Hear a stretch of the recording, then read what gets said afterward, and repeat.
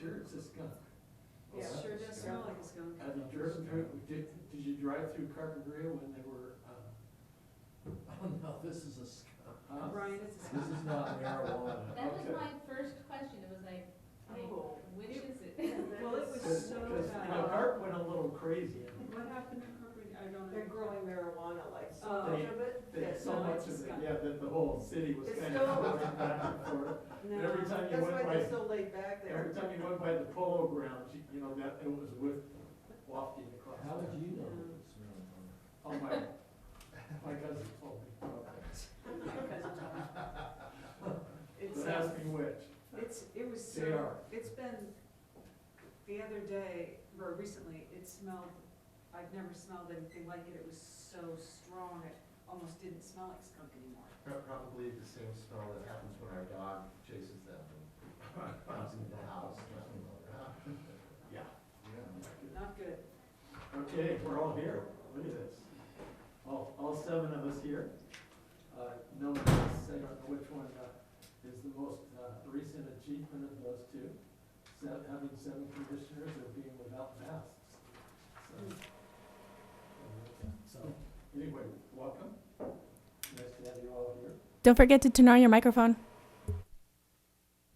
I didn't want you to hear the nice things I was saying about him. Thank you. Okay, so I will call the regular meeting. The Ojai Historic Preservation Commission will be called to order by the chair on Thursday, January 9th, 2025, 6 o'clock p.m. Roll call, please. Chair Akins? Yes, here. Vice Chair McKenton? Here. Commissioner Levitt? Here. Commissioner Moore? Here. Commissioner Sims? Here. Commissioner Walker? Here. Commissioner Bisasha? Here. Okay, thank you all. This is where we do the Pledge of Allegiance, but we have an item of business before the Pledge of Allegiance, and I'll turn it over to Mara.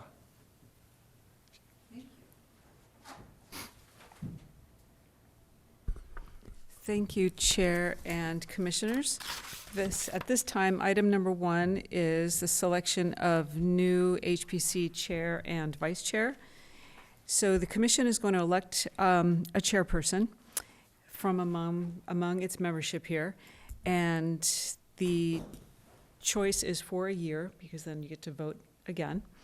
I'm going to ask for nominations, and no second is required, but there will be a majority vote if there's more than one nomination.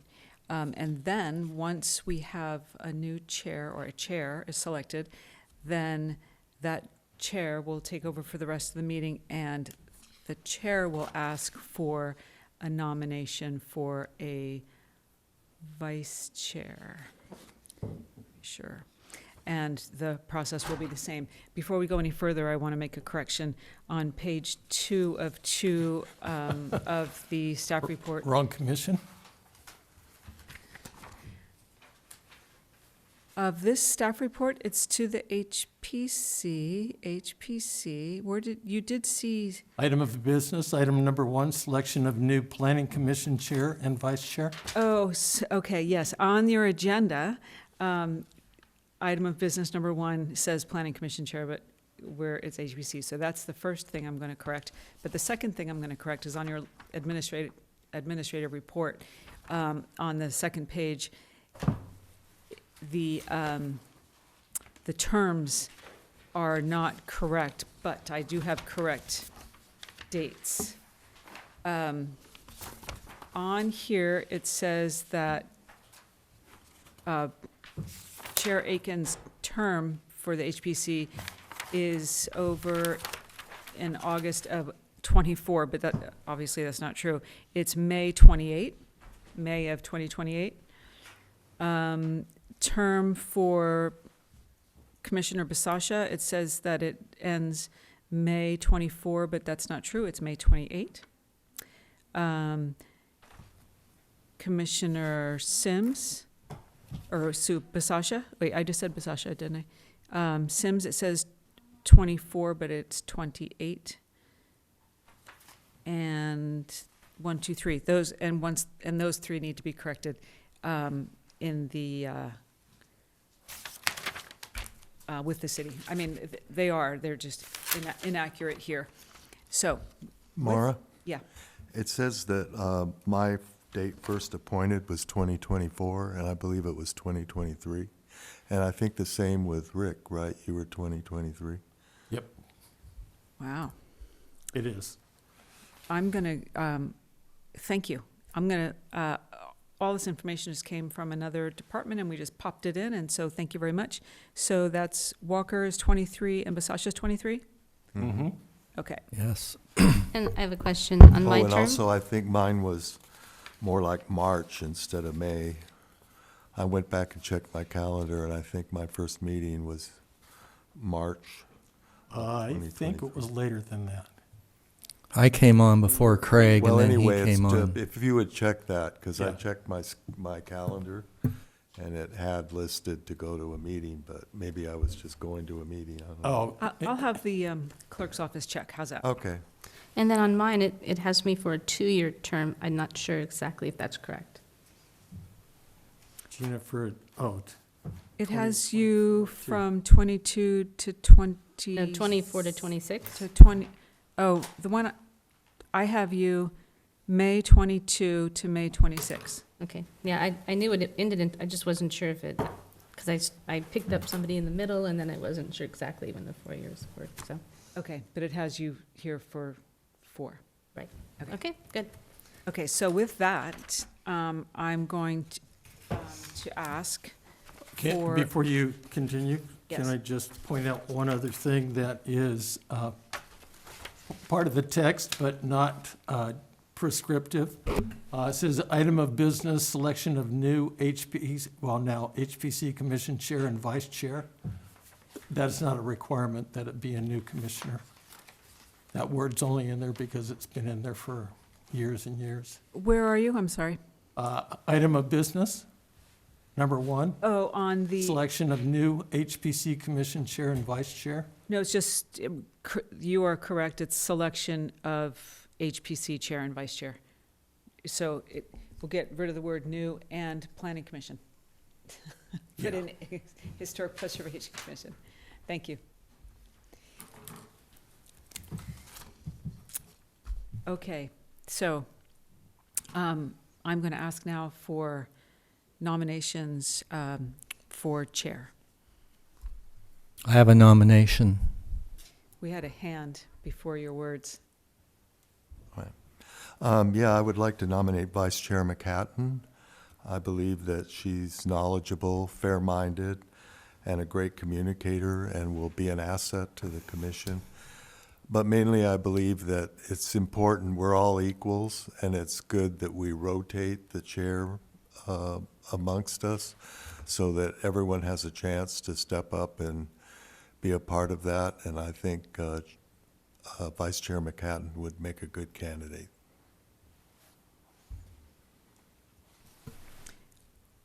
Are there other nominations? I'd like to nominate, I think that Gina would be wonderful. But with respect, I'd like to nominate Brian again for another term. With his knowledge, I think he's just a tremendous resource. Thank you.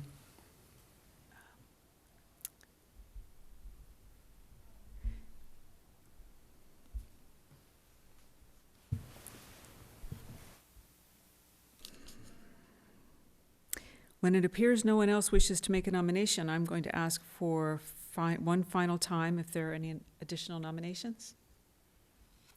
Seeing none, we'll need to call a roll vote to be taken for each nominee. So I would like, Ida, would you please take a roll for nominating Gina McCatton to be chair? Akins? No. McGatton? Can she vote? Yes? Levitt? No? Moore? No, excuse me, no. Sims? Yes. Walker? Yes. Yes.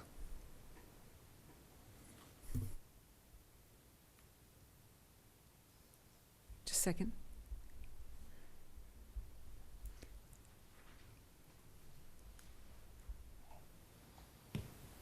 I guess it was. So we have do we have 4 people? We have, Akins, no. Levitt, no. Moore, no. Walker, yes. McHatton, yes. Basasha, yes. Oh, Sims? Yes.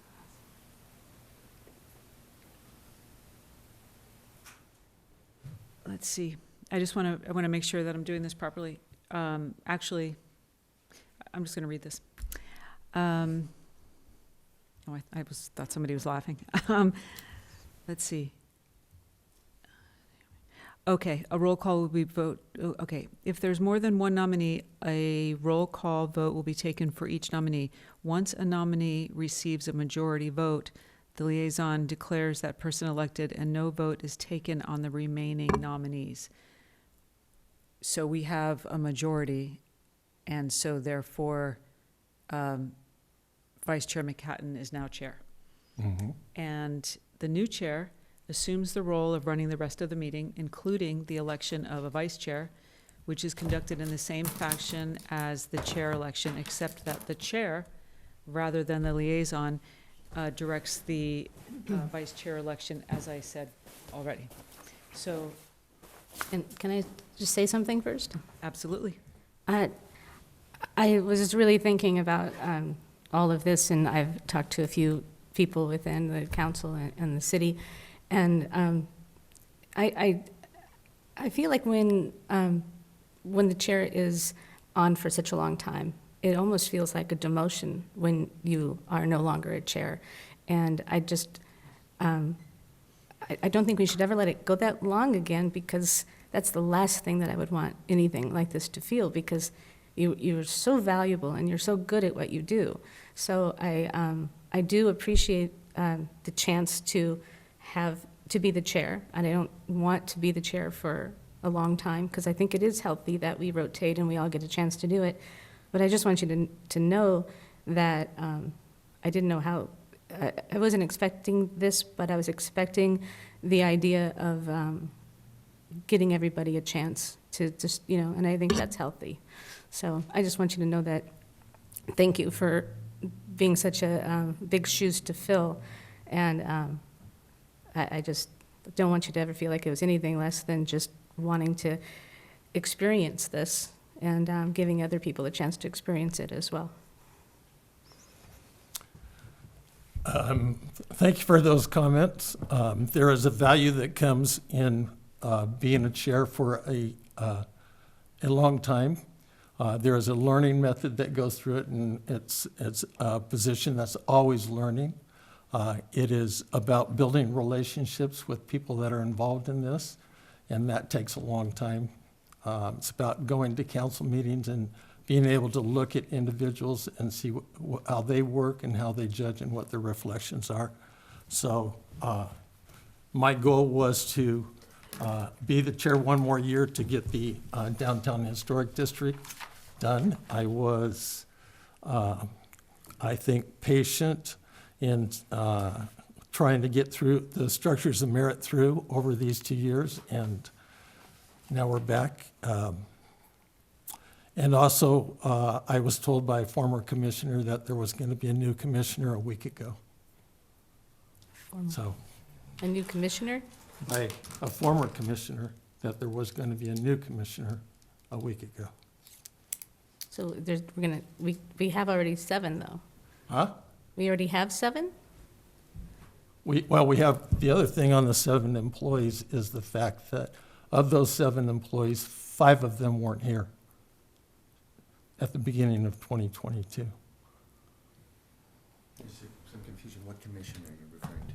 This commission, a former HPC commissioner. That would be an eighth person? No, a former HPC commissioner. So, anyway, I'm happy to do whatever the commission needs me to move us forward in the position that I'm in. Can I stay here? It says that in the agenda. If you don't mind, I'd like to stay here. Oh, okay. No, that's fine. Have these nice little glass partitions. I It'd understand. be a lot to have to redo. Just didn't want to assume anything.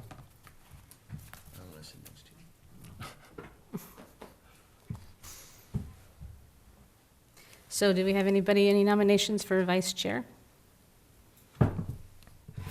Yeah, I nominate Brian for vice chair with his amazing resource, knowledge, relationships. I think it would be really helpful for working together to better I think we're better off that way. Thank you. Anyone else? I'll nominate Loran Sims.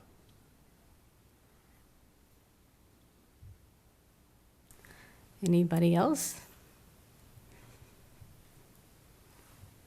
Okay, can we do a roll call?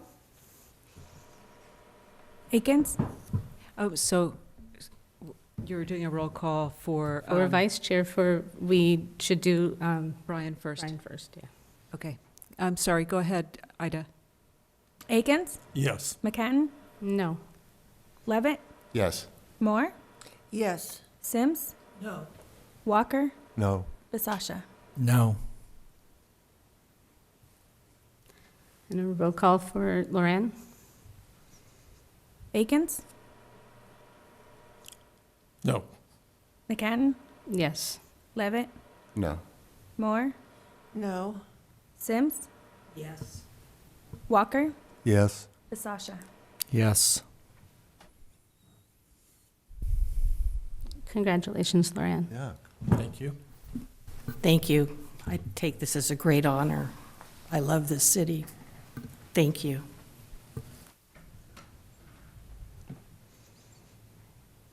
Okay. On to, Do we go on to the pledge? have to. So can we stand for the pledge?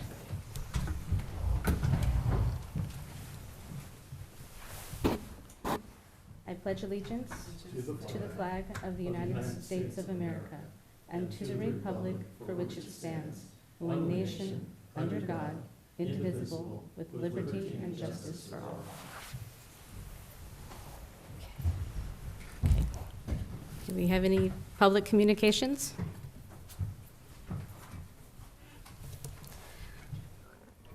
No? Not online. Anything online? Chair, I do have, I think prior to that, I do have a communication from the museum. Was that the museum report? Yes, Okay, that's, do we have any public communications first? oh, I'm sorry, yes. We're all good? Ida, anything online? I'm sorry, No. didn't hear. Okay, museum report, Brian? Okay, so currently at the museum, there is a very intriguing event. It's called Meets and Bounds, Mapping the Ojai Valley. They had, the opening for this new exhibit was highly, highly attended. What it is a collection of maps of the Ojai Valley dating back to the 1880s. Most of these maps are from the collections that's in the Ojai Valley Museum. Others were provided to us.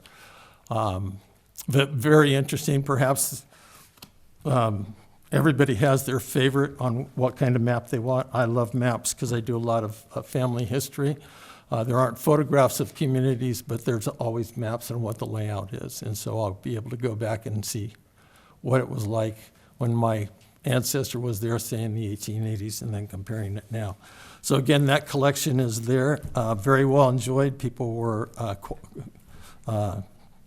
many people came. It was so packed that they said what they often do, I will be back when there's more room to be able to enjoy these. So, Wendy points out that two of the maps that are in the collection are called Sanborn fire maps.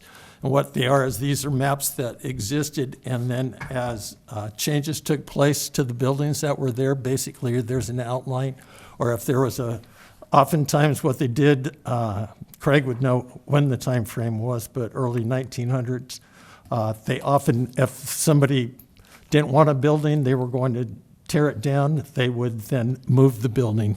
Some of you have seen pictures of the Boyd Center being moved through downtown Ojai.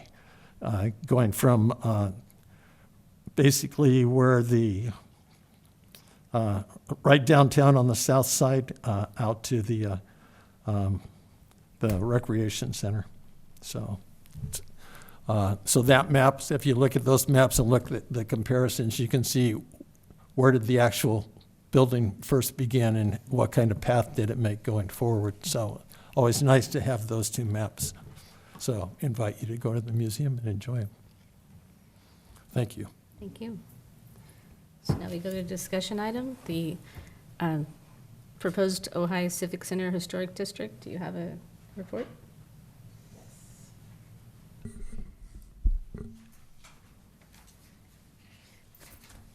Thank you. I had to get something out of my head. Thank you, Chair McHatton and commissioners.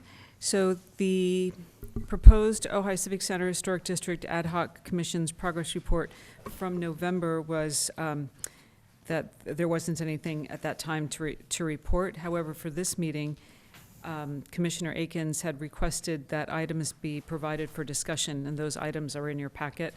There's a notice of nomination form, a questions and answers regarding the district, a map, and which has been in the packet, and then also the Historic Resources Evaluation Report by Caltrans. And those items are in there to, as part of a discussion item, or as to help with the discussion that I think Commissioner Akins probably wants to initiate. With that, I'll turn it over to the commission. Okay. Brian Akins, Commissioner, it's so weird not to say Chair Akins. He asked me if I would speak on this, and I read through it all, overwatched the presentation, and we had an ad hoc meeting, Craig and I, about it as well, and I think that we need that joint council meeting. I'm hoping that it's still going to be in March to find the direction that council wants us to take with the Downtown Historic District and the State District, and as well as the structures of merit, and the survey, everything that we need to talk to the council about. So I am suggesting that until we have our meeting, hopefully in March, that it's tabled until then. So Can I it's, comment on the meeting in March? hopefully getting a joint, there, somebody, was it somebody from the city that's in March? Or was it you today? That we might have If one you'd in like March? me to comment on that, I'd be Yes, happy please. to. So I have regularly been attending meetings in the park that were with Andy Gilman when he was just a citizen. He was holding regular meetings. He also holds meetings once a month on the first Monday of the month, and he invites people who represent different groups there, and so that's another opportunity. So I had, in one of those meetings in the month, I happened to be the only one that was showing up at with Andy, and this was shortly after he was elected to mayor, and I had planted seeds that we and conveyed to him the situation we were in as regards the structures of merit and as regards getting direction from individuals, staff outside this meeting, and that based on a discussion and a motion made by Craig Walker, that we felt like that it should be taken to a joint council meeting between the HPC and the council. Are you talking about the structures of merit? Yes, I'm talking about the structures of merit, Can we sorry. just talk about the item, the district for right now? Well, I'm getting to, so I talked, and the reason I said that is because I talked to Andy, availing him of the situation we were in and asking him if we could become a priority on his holding a joint council meeting with ourselves. And again, this last week, the first Monday of the month with the group there, he was talking about how he wanted to have council council meet with these entities, such as he was planning to do with the Historic Preservation Commission in March. That's how that meeting came about.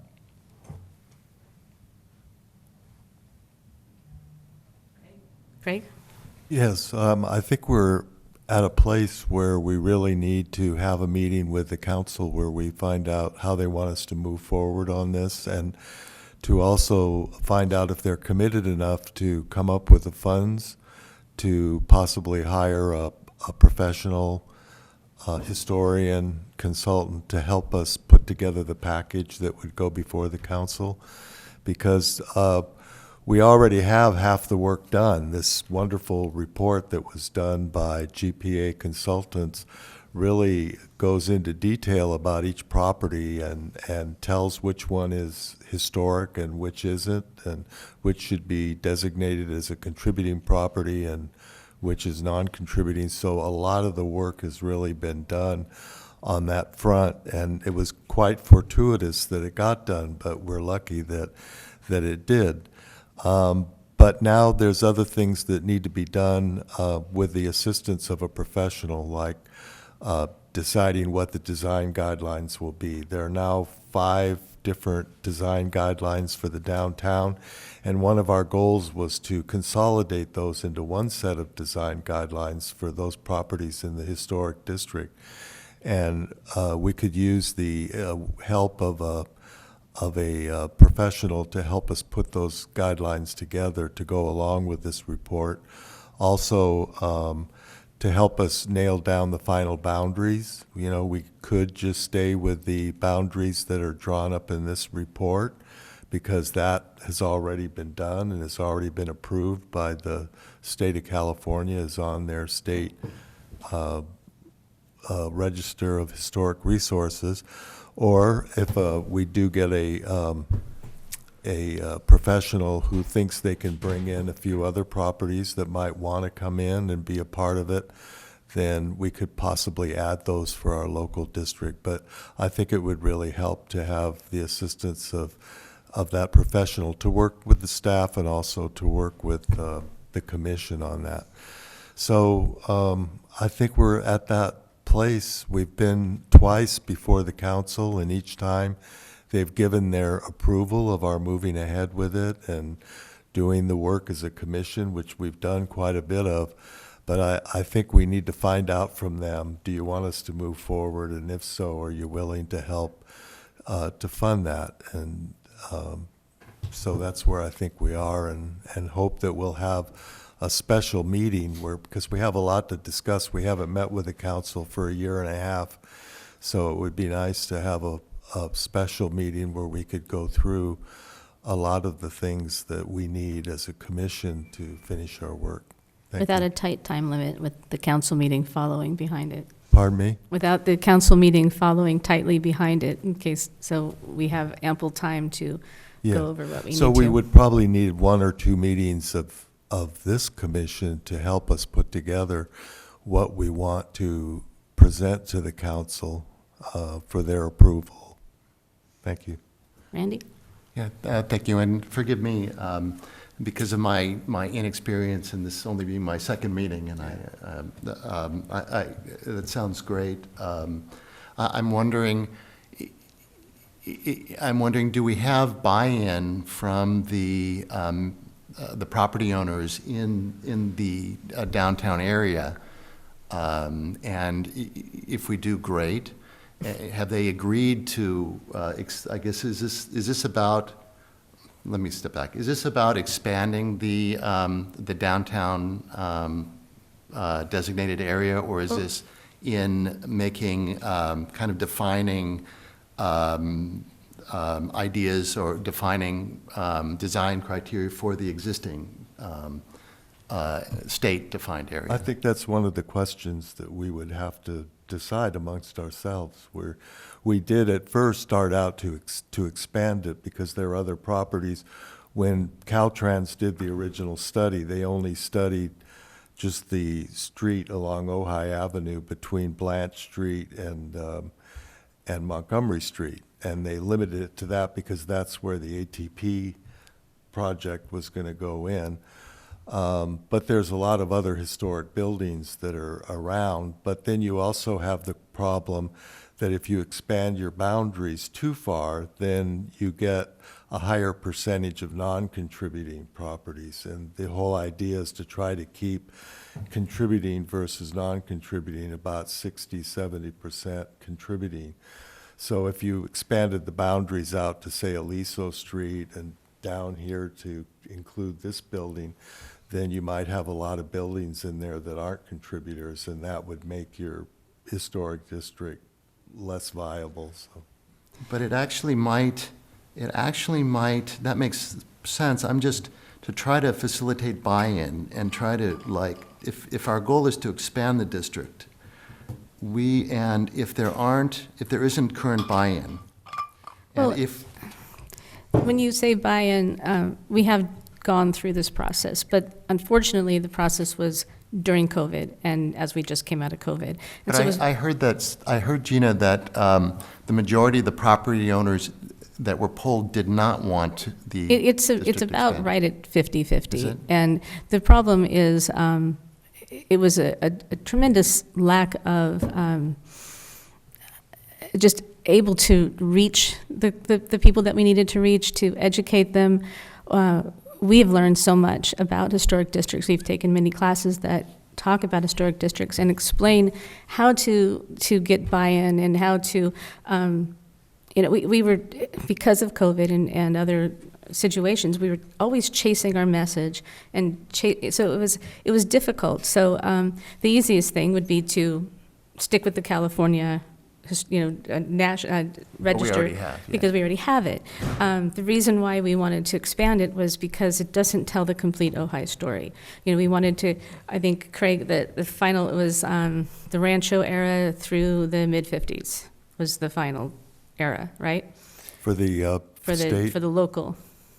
Oh, for the For the local. expanded version. We right. felt that was a more complete story of the development of Ojai. And so that is how we looked at it, was from that era through the mid-50s, and trying to keep it concise. But it still is it's up for debate whether it's worth expanding it right now, or not looking a gift horse in the mouth with the state district and saying, this is done, we have it, it's already approved, it's a resource, so let's focus on that and then expand it later. Because right now, a lot of the people who voted no, but all the people who are in the state district, nothing has happened to them. There's nobody knocked on their door and yelled at them and told them they had to do this or do that. So I think once they start to realize that they've been in a state historic district since 2017 and nothing happened bad, and we can educate them on what could happen that's good, then they might be more excited for a local district. It's something that we have to discuss, and we also need to understand where council feels, how they want us to. Do they want us to stick with the original boundaries of the California? Because it's not original to us, because when we had the original ad hoc of Brian Akins, myself, and Craig Walker, we didn't know about the Caltrans. We just happened to come up with a map that was very similar, and right in the middle of it, we ended up with the Caltrans document and realizing that all of this work had been done for us. So it's trying to decide what's better, and I think I lean toward sticking with the California State District guidelines a lot, because it is done, and then expanding it once everybody gets more comfortable and educated with it. But maybe not. Maybe we should hit it out of the park out of the first time. Commissioner Akins? I'd like to make a correction. When we found out that there was a state historic district, and so that everybody had a copy, that's why I asked this packet to go to you, because that was a Caltrans report that was put out. There was, and Mara can back this up, there was actually two different projects that had to do a historic resources report.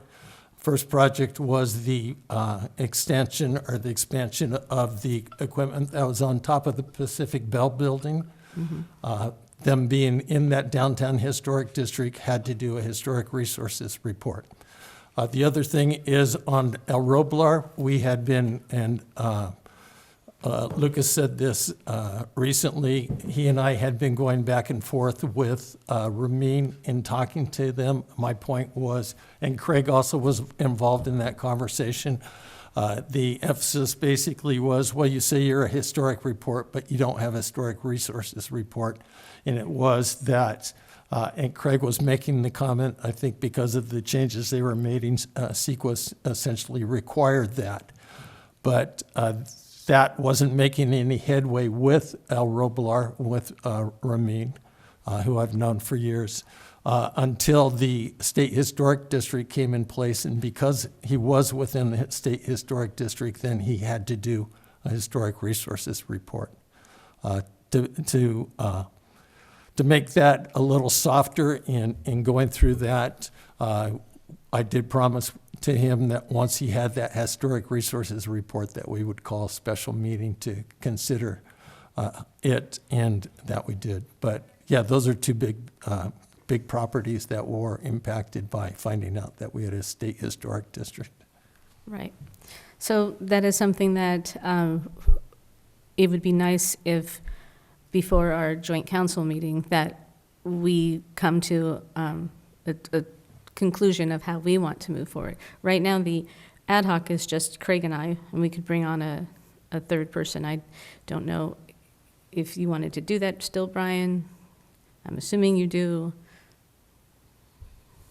After spending 9 months contacting all of the people, and that's what this book is for, yeah, I would I'd be glad to continue to do that work in contacting property owners that we haven't talked to or maybe we have new information with, and taking along fellow commission members that could talk to these individuals because they have personal relationships with them. I think that one other point, so the joint meeting with council and the pushed in working with Andy in order to do that, and that was part of what we were going to do today at 4:30 when you and I were going to meet with him, is that the quandary that we have on structures of merit. So if you're going to talk to Andy about the Ojai Civic Center Historic District, that's a complete different subject, and something that I didn't go to him on because we understand what the direction is, what the guidance is, what's needed, the 50% plus one of the parcel owners. If we focus on a local district, if we focus on state or national, then it's different rules. That's true. But if we focus on on a state historic district, then that's a whole different proposal to the people that are within that state historic district than what I shared with them in 2022. So that's so I what think they would need to be recontacted. Yeah, I mean, I really want that March meeting. Really, really badly want that March meeting. But there are things that I'd like to see happen. I would like to see a public forum. I would like to invite the property owners and see what they want, and give us an opportunity to explain to them why it's so amazing that we are listed on the California State Register of Historic Resources, and what that means, and how it could benefit them. It could benefit them in a disaster like we're seeing in California right now. There's a lot of reasons why it's important that we reach out to people we couldn't do it before because of COVID, but reach out to in a more public way and have like a public forum to get everyone to listen, even through Zoom, however they can be a part of it. So we have full transparency and we educate them the best we can with our new knowledge that we have of benefits and reasons for and against having a local district versus a state or a national. And I think, unfortunately, the vote that was taken, it wasn't something that the commission voted on. It was something staff put out, and I think it was put out prematurely because we don't really have the boundaries defined, and We don't know some things, like we can recommend to the council that they give or make possible the Mills Act for the contributing properties, and that could be something that would sway people to be in favor of it, because, and then there are other tax benefits that have just come out that aren't from the city, but they're from the state, and they're state tax credits that possibly they could be taken advantage of. So I think if we can hire a professional who will help us put together the whole package, then the property owners will have something to look at and will have something concrete to vote on. And that's better than just on. A non-educated vote it just doesn't work. I mean, so many laws have changed since we came up with this in the first place. So there's a lot to discuss. I also think that we need to figure out the timing of how we're going to do all of this if we're going to try to have a March meeting. I think the most, where my head keeps going back to is the $15,000 that we got approved on top of our budget. And it was for, to do that. So we actually have the funds. I think we asked for like $6,000 to tie this up in a bow. And we asked for $8,500 for the update to the survey, and then the rest was for our education. And I want to make sure that we still have access to that money and that we are able to move forward with it. And so all of this comes back to joint council meeting and seeing that we have the support of council, that this is what they want us to do. Like with the structures of merit, there was so much time spent, especially like with Rick and Craig working on it, and then to just have it kind of like the rug pulled out from underneath us. We were appointed by council, we work for the council and for the city.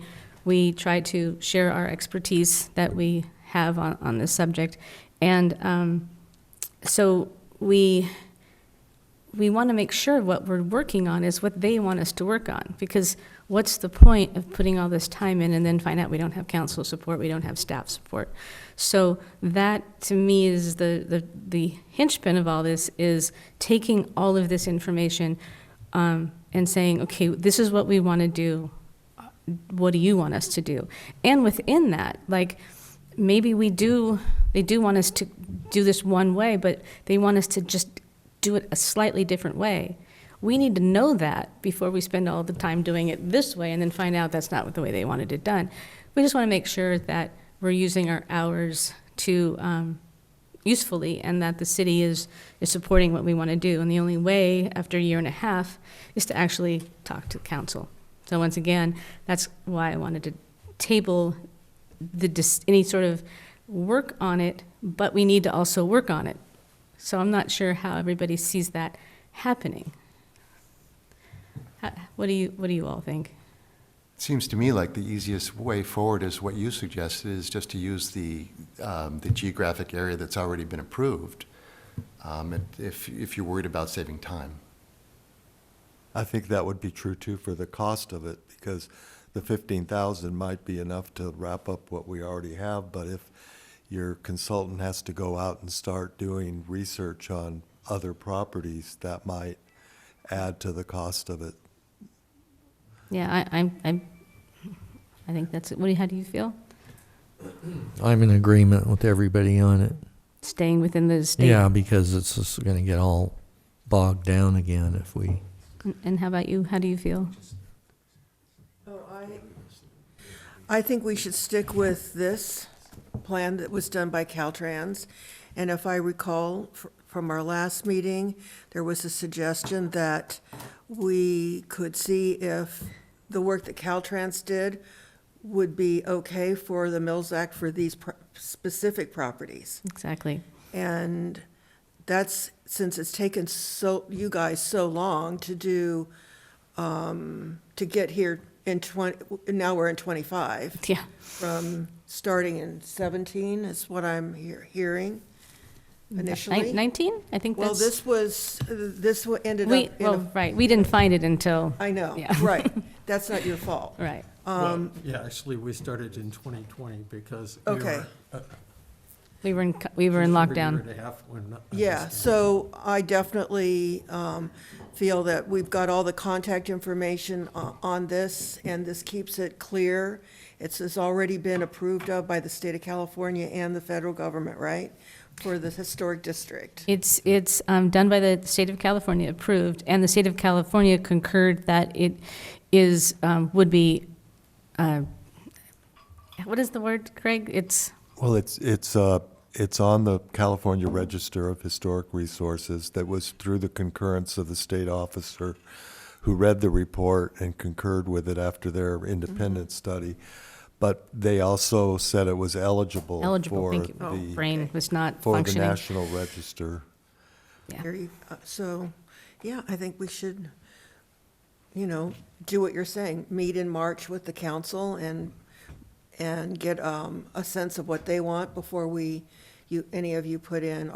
of us put in many, many more hours on something that might be going sideways. Okay.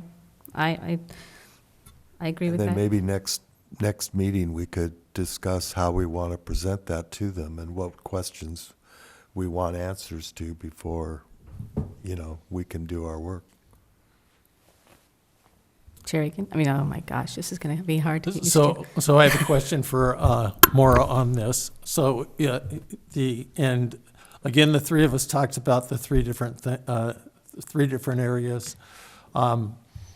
And yeah, this was what you're putting forth was the last resort because it's a state historic district, never be a local historic district or named so.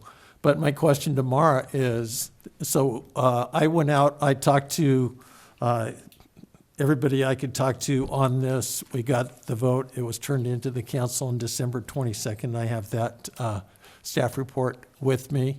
The vote was 21-16 at that time. There were people that hadn't been contacted, people that could be contacted, people who I believe have changed their mind since that time, who we could have achieved a majority. However, the majority wouldn't have been enough because the code says that it has to be a majority of the parcel owners. So it's not just a simple majority, it has to be a majority of the parcel owners in order for the downtown historic district to go to the city city council.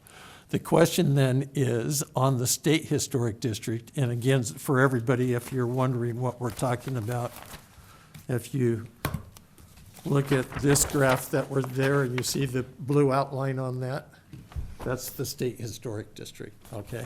So the question, Mara, to you is, in taking that, in recommending that, because it is our job to make recommendations of historic districts, in recommending that to the council, even though it was put in place by the state without anyone's knowledge for the 2+ years till we saw this, does it have to have some kind of say-so of the parcels that are within that state historic district?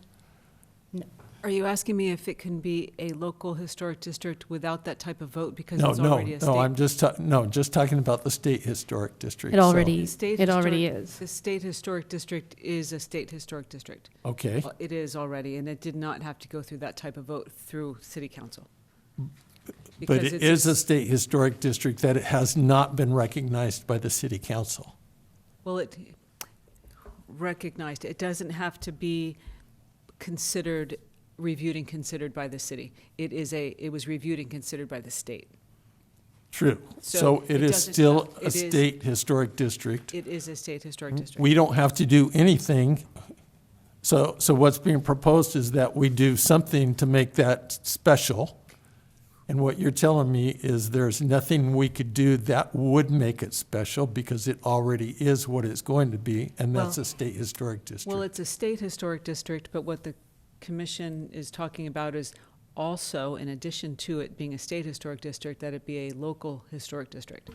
Agreed. So when we say that it is a local historic district, by definition and by the code, we have to have 50% plus one of the parcel owners that are in support of that taking place. Yes.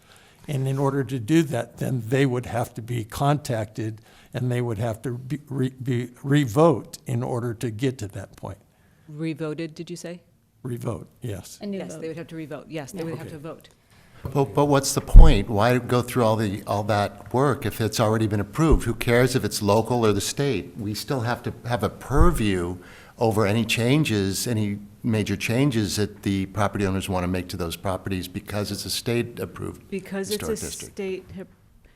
because it's a state historic district, designated historic district, if a property owner wants to make an alteration, like put a tower on the roof or do an exterior something, they have to have a historic resources report because it's a designated state. And so we have, if to- and we it get, were- and we look at it, comment, and we can have to Yes. approve it.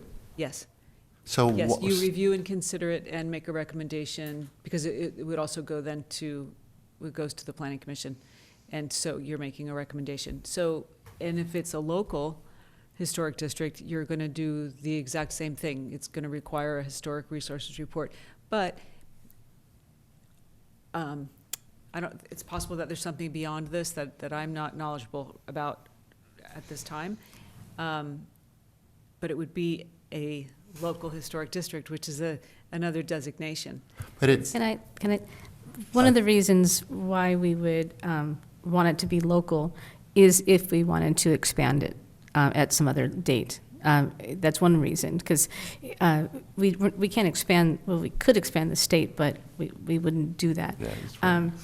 We could ask the state, but. so but- you're so kind if of, we- you're kind of compartmentalizing it in a sense, that it, you know, at least it enhances our options in the future is. It enhances our options to say, okay, this isn't the complete story of the city of Ojai. Let's talk, maybe a future commission someday might want to expand on it. It's not necessary. We used to think it was a lot more necessary, but I think that our ad hoc between Craig and I are looking more national than we are local at this point, if we stick with the Caltrans area. Is that correct, Commissioner Well, Walker? just to answer your question, if it's on the state register, it means that the city has to do a historic report on the property, and it has to be reviewed under CEQA, the California Environmental Quality Act.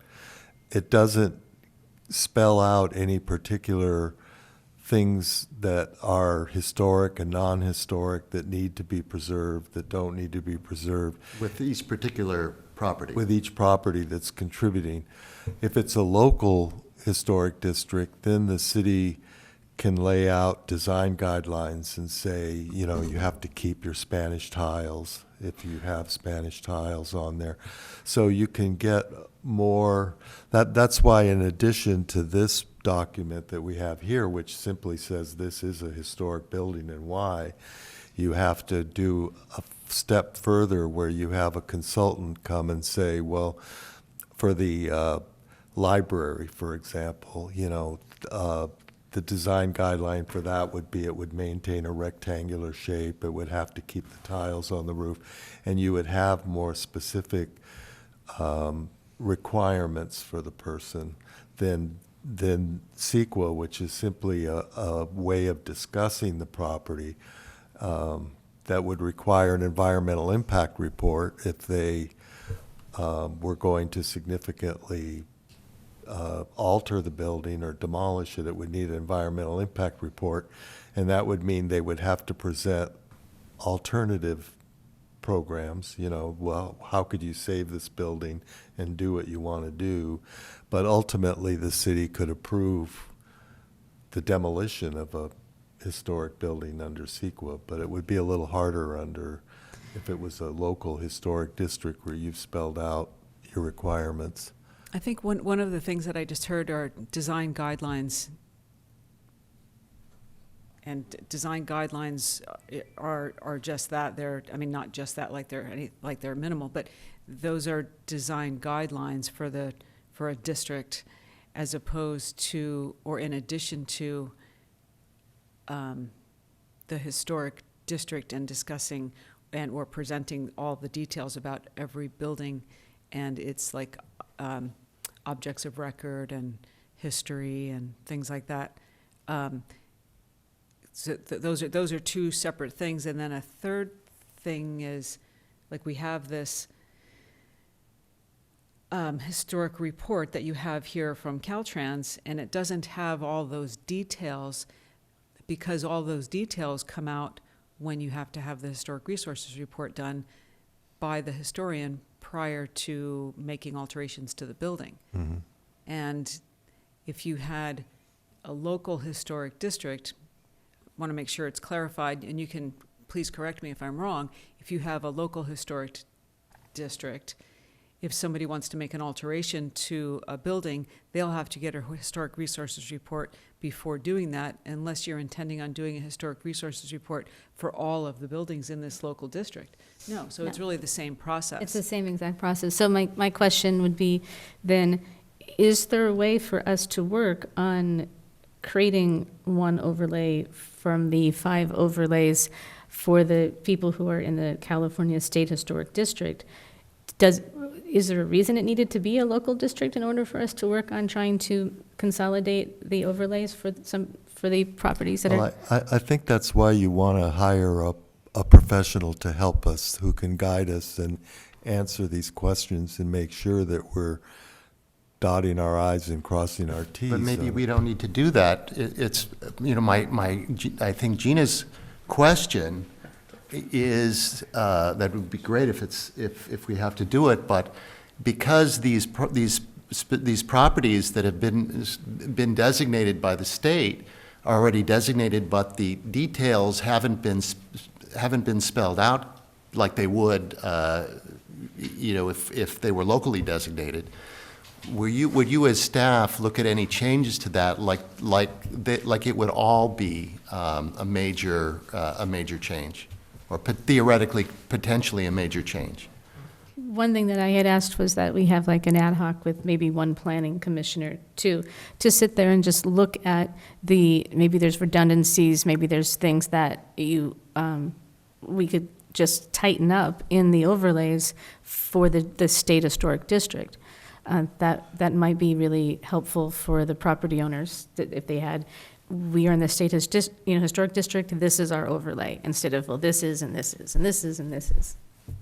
And then also there's just the fact that there's possibility for more tax benefits for the owner. For example, the city could make as I said before, the contributing properties eligible for the Mills Act, and that would give owners the tax benefit, the property tax benefit for working on their building and making it better. There are also tax credits. There's a federal tax credit, but the federal government doesn't want to come down and micromanage the person that gets the credit. So they expect it to be part of a local district where there's a government agency that's overseeing the work that the people are getting that credit for. So But there's a lot of other things that go into it. Yeah. that could be a change in our ordinance, because it says that if your property is located within a state historic district, this is from the Office of Historic Preservation, you may be eligible to apply for a Mills Act contract, which allows you to receive significant reduction in property taxes in exchange for committing to preserve and maintain the historical integrity of your building. So the city can decide that they will allow the places within the state historic district to apply for Mills Act without it being local too. It's really up to Right, how because it's. the Mills Act is a state law, and they allow you to give the Mills Act benefit, but they leave it up to the local agency.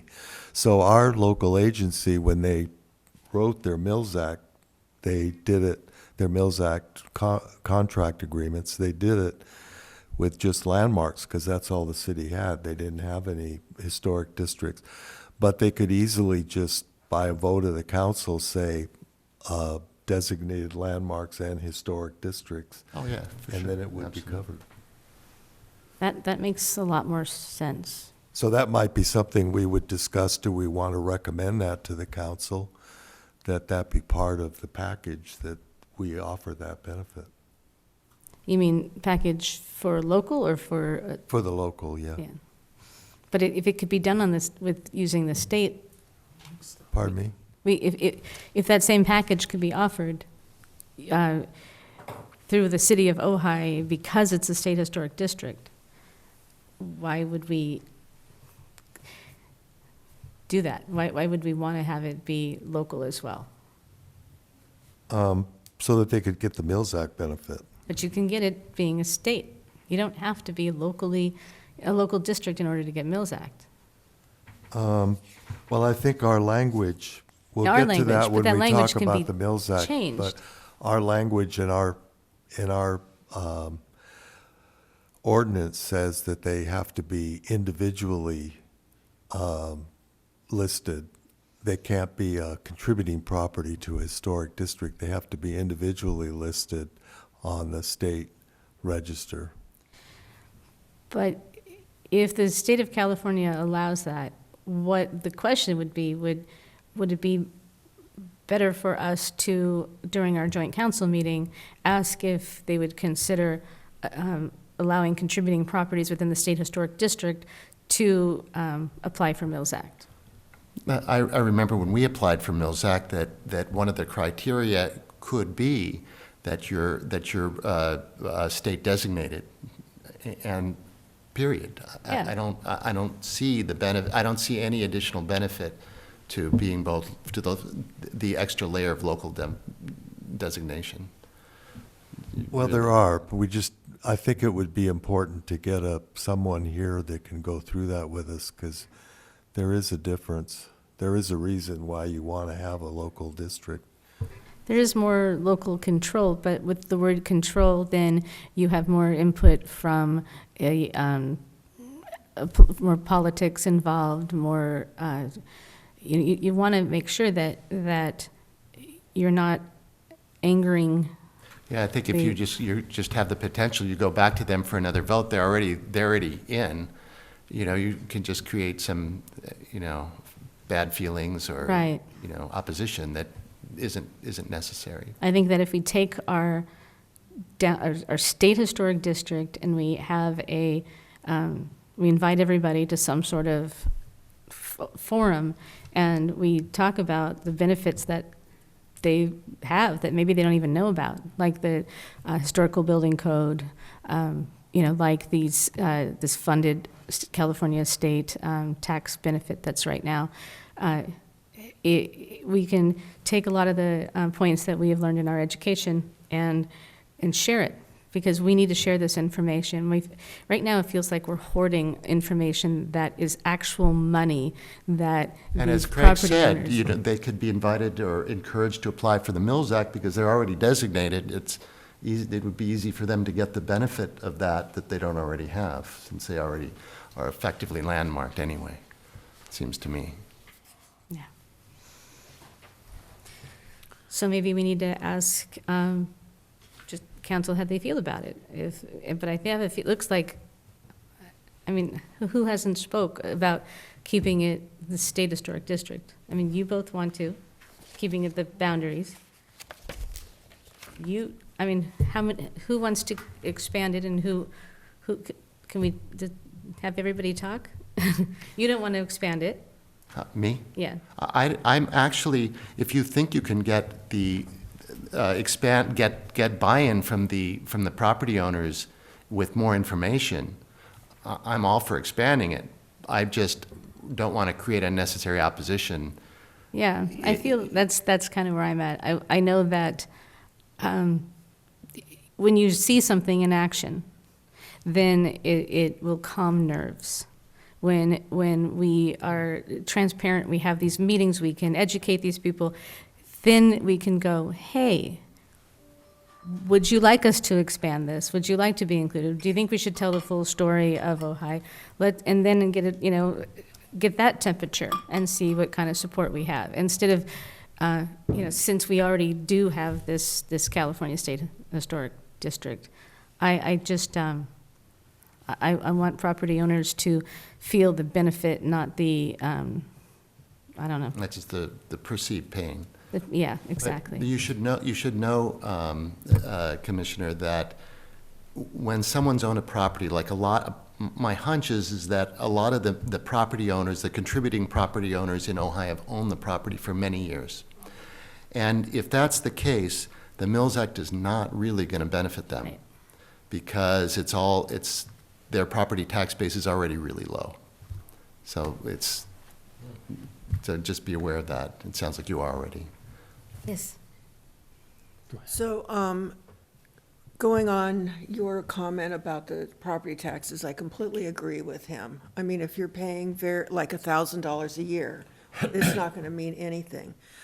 But from what you had said well, I listened to those videos that, from a year or two ago. And the one thing that would benefit them and would be very good for our community is if we could get loans or money for example, redoing all of the electrical in the arcade. Because we have two, like, for example, the old Monte Grappa had a electrical fire. Right. And that's an example where you could get the whole arcade redone. And that is something that a property owner could definitely see, well, that's a really good idea. If I could get money for that and we go and we redo all these buildings, because they're all connected. I just think if we have better communication, which is something that I don't feel like we've had with the property owners, it's easier to have communication with the store owners because we see them all the time. The property owners, they're kind of hard to get a hold of. Right. But if we were to just somehow be able to communicate pulling together resources, because like you said, they're all connected. So it may not benefit one more than the other, but they're also, we could look into grant money, we can look into other monies that are out there for a state historic district that might subsidize redoing the Exactly. electrical. And but I just think that if we start having these conversations that we're talking about what we want to do, what do they want, then maybe they'll tune in more to what we're saying instead of feeling like we're trying to place things upon them, Yes? So as the one person sitting at this dais who actually went out and talked to each of the property owners in each of the organizations, all of this information that you're bandying about was shared with them from the Mills Act, and we talked about this, from the Mills Act to the being able to get Mills Act by using the information that's already available. We talked about that as an ad hoc, about consolidating the 5 overlays into a single overlay, which is why I left Craig a message this morning about that. So all of those things were communicated with the individuals, sometimes in the first visit, sometimes in the third visit, depending on the questions they had. So there were several people that did not return phone calls, invitations, different manners. As one individual well-known in the community said, Brian, they're old, they don't want to change anything. That proved to be true. We had one of those individuals come to us last year. Well, if they're part of the state historic district. These were part of the local. Right, but it might be different if they know that we are reaching out to all of the organizations that we are familiar with, where maybe we can start to find resources and grants and, to help. I mean, everything is so expensive right now that it might be a benefit that even being really old, if they don't have to do anything, they don't have to vote on anything because the state district's already happened. All they're doing is being contacted of, we'd like to try to get your opinion, your knowledge from being a property owner for this long in the arcade, and how do you feel about this? Because what happened at Osteria Monte Grappa, and we want to make sure that we're doing everything we can not to have a disaster happen in our downtown area. I think it's a different conversation than yes, no vote. And the information that we put out then, I mean, from the classes that we've been taking these last couple of years, it was so dry and unappealing, I would not have done it the way we've done it. But it's, what they got, the letter that came before the staple, it was a lot of information, and a lot of it has changed. There's so many new laws, and it's just I feel that all of that is almost, it's the goals had moved now. It's a different conversation. I understand what you're saying. Again, that part of the reason I put out the information I did was so people could see exactly what was put out there. And one of the items that was put out there were the FAQs. I know Lorraine read that and was very impressed with that information that went out to the individuals. She talked to me about that. Well, the problem, though, was that it was stamped with red. And Yes. I took offense to that, because I think that anybody that owns a property is going to look at that and say, well, what is the good of this if it's not approved by the city? Yes, and so that was something that got we explained need to one-on-one. fix We have a fixed that. great communication between, Yeah. and I think there can be great communication. Yeah, I think I that really do. red thing has been And there's so fixed. much information that is so positive that I think a lot of people don't quite understand. I know I've had people say to me, well, I don't understand why. If we're California, what are we doing here? And I just say, because I don't think you understand the full umbrella of what is out there. And as Gina has said, so much has happened in the last couple of years, just in the last 6 months, with things that are available, grants and money and all of that, that I think that we have to carefully look at what is best for the city and the owners. So I guess thank you very much. I guess my question then is, are we talking about the state historic district only? Or are we trying to exert some local benefits, some local control?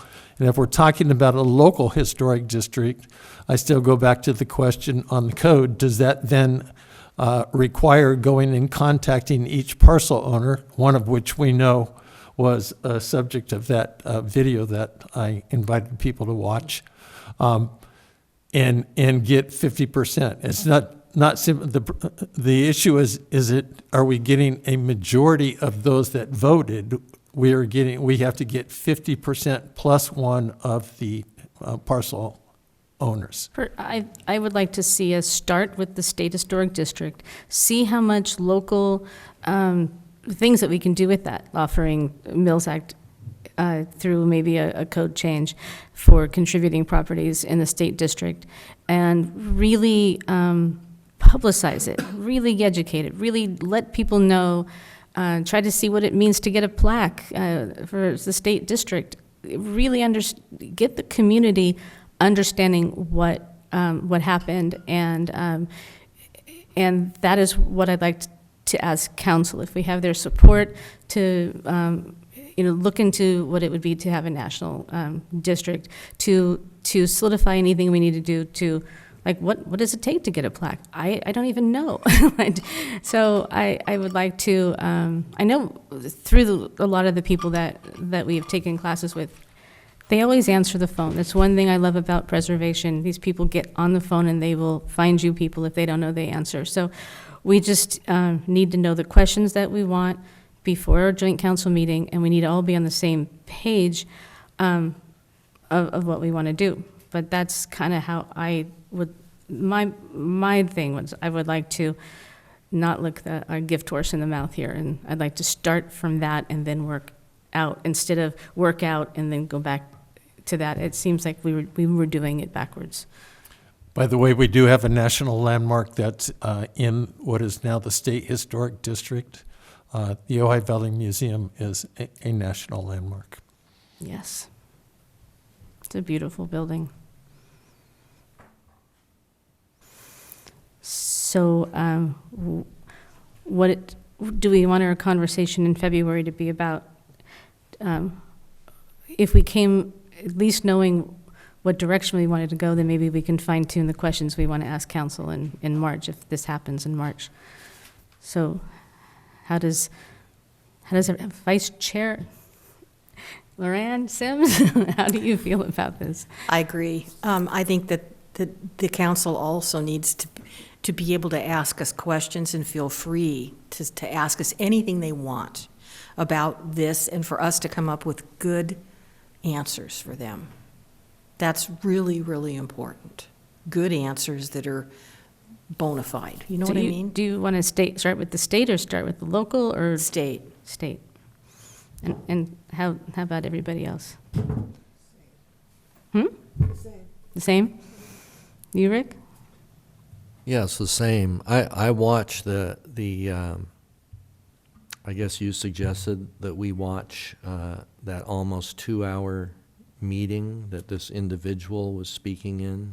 Mm-hmm. Yes, Who had- I did suggest that people watch that so that they could see what are the questions What that we're up- people have. What we're up against. Or that individual may have, And I think it really invited sheds them, a light on, some people are we are looking out for the greater good of Ojai. Yeah. And not individual people and their personal needs, but the greater good of what's best for the city, what's best for the next 100 years and the next generations that are going to be doing all the things that we did in the arcade. And so we can't think about one particular property owner. We have Well, to think but about. this is what I want to say about it, though, is that the arguments that person was raising are the arguments that are going to come up. Because she had a compelling argument, she's an influential person, and she talks to people. So I'm not saying what's right or wrong, but she is the core thing that we need to use that. Yeah, I mean, I'm trying to say. And she said that she thinks that we're doing really good work, and she agreed, but she wasn't going to change her mind, no matter what. And Well, so, yes, you I know, know. and she is out there speaking to everybody, you know, so Yeah. I don't think, I think it's just a different way of looking at what we need to do and what's important. So, you know, I'd like to think that everybody, when you hand them so much information, that they're going to change their mind, but when they don't, they don't. But like with the state, we can focus on other things instead of individual property owners, because the state already happened. Mm-hmm. And the world didn't come to and stop. Right. and so for the record, I am a no on the downtown, on the state, on going solely to the State Historic District as I was in the ad hoc committee. So that's not why we stopped. That was set as the, at least we'll have achieved something by going to the State Historic District, so. It's a pretty big something.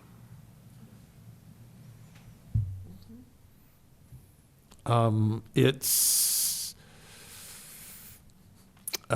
is something, I agree. It's not something that we did. It's not something that's community-based, not something that's local. Yeah, well, that's It's why completely it's. not something that's local, as we found out. Brian, Right. But are you that's talking also- about the designating this, what's on the state register as only as a local, or just focusing on going with just the state register and not trying to do a local at all? I'm a little, can you answer that for me? Yeah, no, on just focusing on the state. Again, going to the local is, my question still out there. Is it governed by what the code says, in that we would have to go back to the individuals once again and get 50% plus one of the parcel owners, knowing now even better who we know is in that group? And the answer is yes, again, still, yes. And So since I'm taking notes, Chair McHatton is asking everyone, it seems, if they're comfortable sticking with the State Historic District and kind of working from there with how to move forward and just maintain the state, or it's not going to go away, but just work with that versus moving forward, trying to additionally get a local designation. And I wasn't clear what your answer was. Did you want to move do you want to move forward with a local designation, or do you want to see what the commission can do with the state designation that is in place? So I'd be happy to see what the commission could do with a state only. I just don't want to basically say, oh, well, enough's been done, state is good enough for us. Right, well, I don't think anybody's that. Yeah, feels yeah, that I don't way. think it's So a good your enough. answer I think then it's, is you're okay then sticking with yeah, the state? I think it's Okay. just a good starting point, and if we can start learning everything that we can about applying local laws to a state historic district, and then those questions would be to find out if the council would be behind dinking the local laws to give benefits to the contributors in a state historic district. So trying to see what we can do within those constraints, and then once everybody is happy, we're communicating, everybody's in this district, we've done good publicity as far as acknowledging, like we've talked about, the museum doing something that lets the city know that we have this this state historic district. And then, once the dust settles, well, do we want to tell a more complete story? And that might be for a different commission, or it might still be us, or part of us. And that would be the next conversation, the one that we talked about from the Rancho to the mid-50s. But I just feel like the best way to change temperament is to work with what we already have been given, and then work out from there, instead of trying to, But Gina, I'm still just a little confused. Are you talking about building a local district around no. the state, or not even doing a local district? No, 'Cause sticking- You talked about local laws, and I was wondering, do you mean just laws separate from a district? No, the first question would be, and this is questions I think that we can ask some of the attorneys and educators that we have learned from. If what can be applied from, what is the benefits between local and state? Because it was clear when I was at we took the classes at USC, you had more local control, but with that local control, when you're in a hot political environment, it's not a good look. So then it's like, okay, well, then how much control is it? Is it just saying it's local control? Because maybe that control, like you said, it's already set in there. They're going to have to get an HR done if it's a state. They're going to have to go through these things. So why give this impression that they have to jump through more hoops for a local if they have to do it anyway? So we need to really understand the differences between those two. And with that, if there's ways to with a state district, to have our code allow with the Mills Act and other benefits, like a condensed overlay, without having to have a local district. Can we do that for the people in the state district? Or does it have to have the word local? I don't think it does, and I don't think the city would care. It would mainly see if council was okay with something like that, and then try to find out, educate ourselves as much as we can to find out if that's all correct, and then ask Matt, ask whoever we have to make sure that we do it all right. And, and like I said, then once we start celebrating it, we get a nice plaque, we do something at the museum, everybody sees that the world didn't stop, then we can start talking about maybe a local or expand, but I think we have to celebrate this first. I feel like we were so traumatized being in COVID, trying to get people, nobody responding to us, telling us they're going to put us on their meetings, and meetings that didn't happen, and months later, and then getting this piece, here, I feel like we just kind of went, oh, and we didn't really go, oh, this is like, we haven't given this city and the stakeholders in this community the opportunity to celebrate the fact that we have a state historic downtown that happened to us because of our significance with the vision of Libby and the people who were with Reed and Miqua creating this amazing downtown. And I feel like if we celebrate it, like originally, if you watched the video of the presentation, we talked about trying to tie it into the 100th, because then we would have had the opportunity to be at the 100th Ojai Day and have like a banner and celebrating that it's the 100th and we have this thing, but time was not going to work for us on that. But there's never been an article in the newspaper that we're a state historic district. There's never been anything. So I feel like we're just a missed opportunity.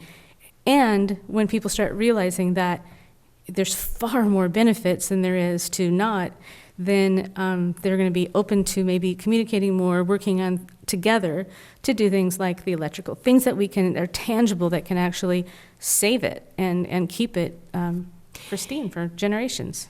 Well, I wonder how many of these property owners really understand what we are here. As what we are, a California district. I think perhaps, and this is just talking off the top of my head, is that they were approached by, this potential local district, and with all these red flags of, oh no, we're going to have all these hoops to jump through, without even stopping to think about what it was we really have. They didn't even concentrate on that. So how many of them really know what we do have? And maybe once they, as you said, understand and we celebrate this, it would be easy to go ahead, because we'd have people on board that would say, wow, isn't this fabulous? I mean, for the city not even to have known they had this report is incredible to me. Can I answer that question? Of course. So yes, they do know, because I went through the State Historic District. I had a copy of this report with me. I told them it was available to them. And their first question when I told them that we are part of a State Historic District was, of course, they wanted to know what the impact was of that. And so I told, of course. And so then I told them the example of the Pacific Bell Building. First, I had to tell them where the Pacific Bell Building was. Those of us that, are in history know that that used to be like the center part of town where you went to pay your bills. And so I explained that to them, and then I also explained to them that the whole thing on the El Roblar, on what took place. That there was an impact that went with that. The fact that we could go get a Mills Act through that, that's new information to me, and I appreciate the chair sharing that with us. So that was part of the information that was provided to them, that there did already exist a downtown, did already exist a state historic district, so that they are aware of that. Because hardly anyone was aware that there was a historic district in town. And so it was used kind of as a stepping stone, that there are benefits that go with it. Some of the benefits, as were explained, that we've found out since then. But again, used as a kind of a stepping stone. What is the impact? Well, here's the impact to 2 large buildings. What's the impact to anybody else? Negligible. So. But yeah, valid concern. Thank you. So maybe Gina, I'm sorry. maybe I can venture a motion that we come back at our next meeting, and that we come back with ideas for ways that the city can celebrate and support the fact that we are on a state register of historic places. Yes. What? Yeah, I thought you were going to keep going. Within that celebration, though, are we in agreement that we want to stay with the state first, see what we can do to work, ask, That we're going to drop the. come up with questions for council of how maybe we could work with and learn from talking to our connections and people that we've met to figure out what can be done with locally in a state district without creating a separate local district and Right, just, and, ways that the city can support and celebrate our presence on the state historic register, but not work on the local district. anybody want to second Is that the feeling that Yeah. I'm getting from the group? Anybody want to second that? I'll second it. Where did that come from? Oh, you. It sounded like it came over here. Okay, can we get a roll call? Akins, No. McCatton, Yes. Levitt, Yes. Moore. Sims, Yes. Walker, Yes. Bisasha. Yes. Okay.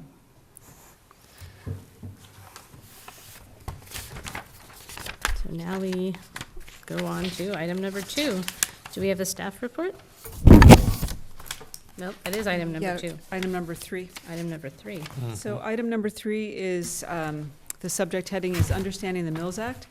So Commissioner Levitt and Commissioner Akins requested that this item be added to the agenda for tonight for discussion. And the staff report describes from the code the purpose of the Mills Act. And the discussion tonight would be, let's see. Well, I'm actually going to turn it over to you and let you talk about it. However, the Historic Landmark Property Agreement, so a Mills Act, it sets forth a 10-year agreement between the city and a property owner. And the property has to be a landmark, as I said.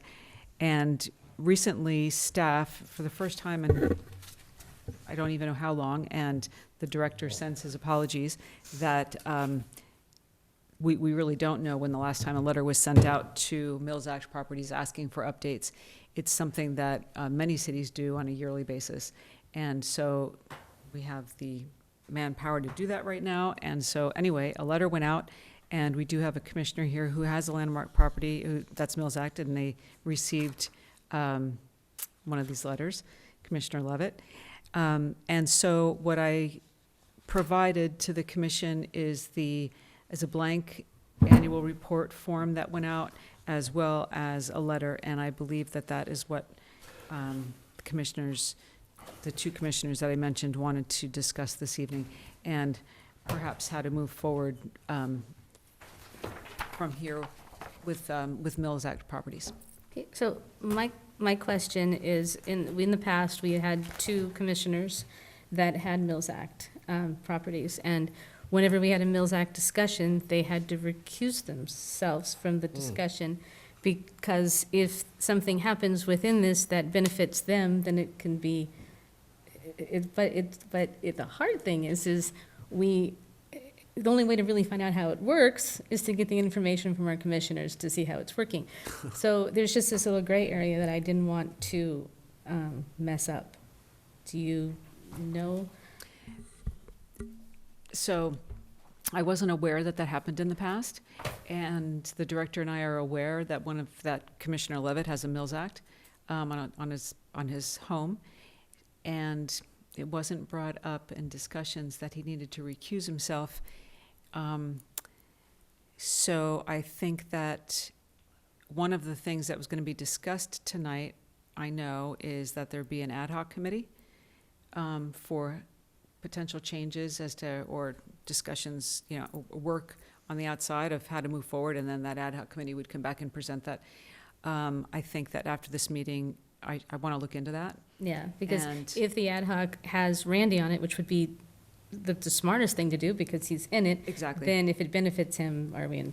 Right. So, so I think you certainly can have your discussion this evening, and then I'm going to look into whether or not Commissioner Levitt can be on the ad hoc committee, if in fact that's even the thought tonight. And I have something to add here. I think that maybe it would be easier, I'm going to propose something tonight, I just won't vote on it. But you need real practical information, and so I think that's really crucial.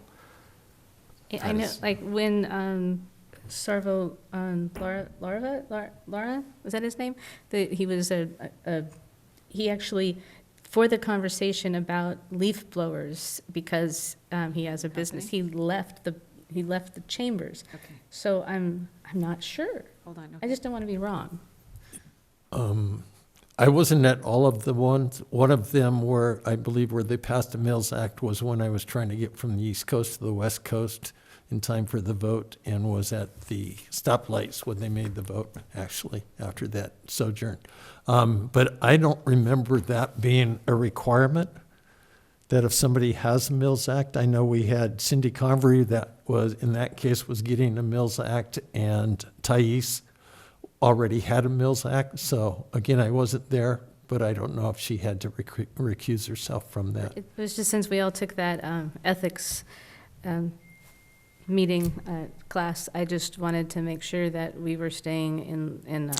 No, I think it's a great question. I just don't remember it happening.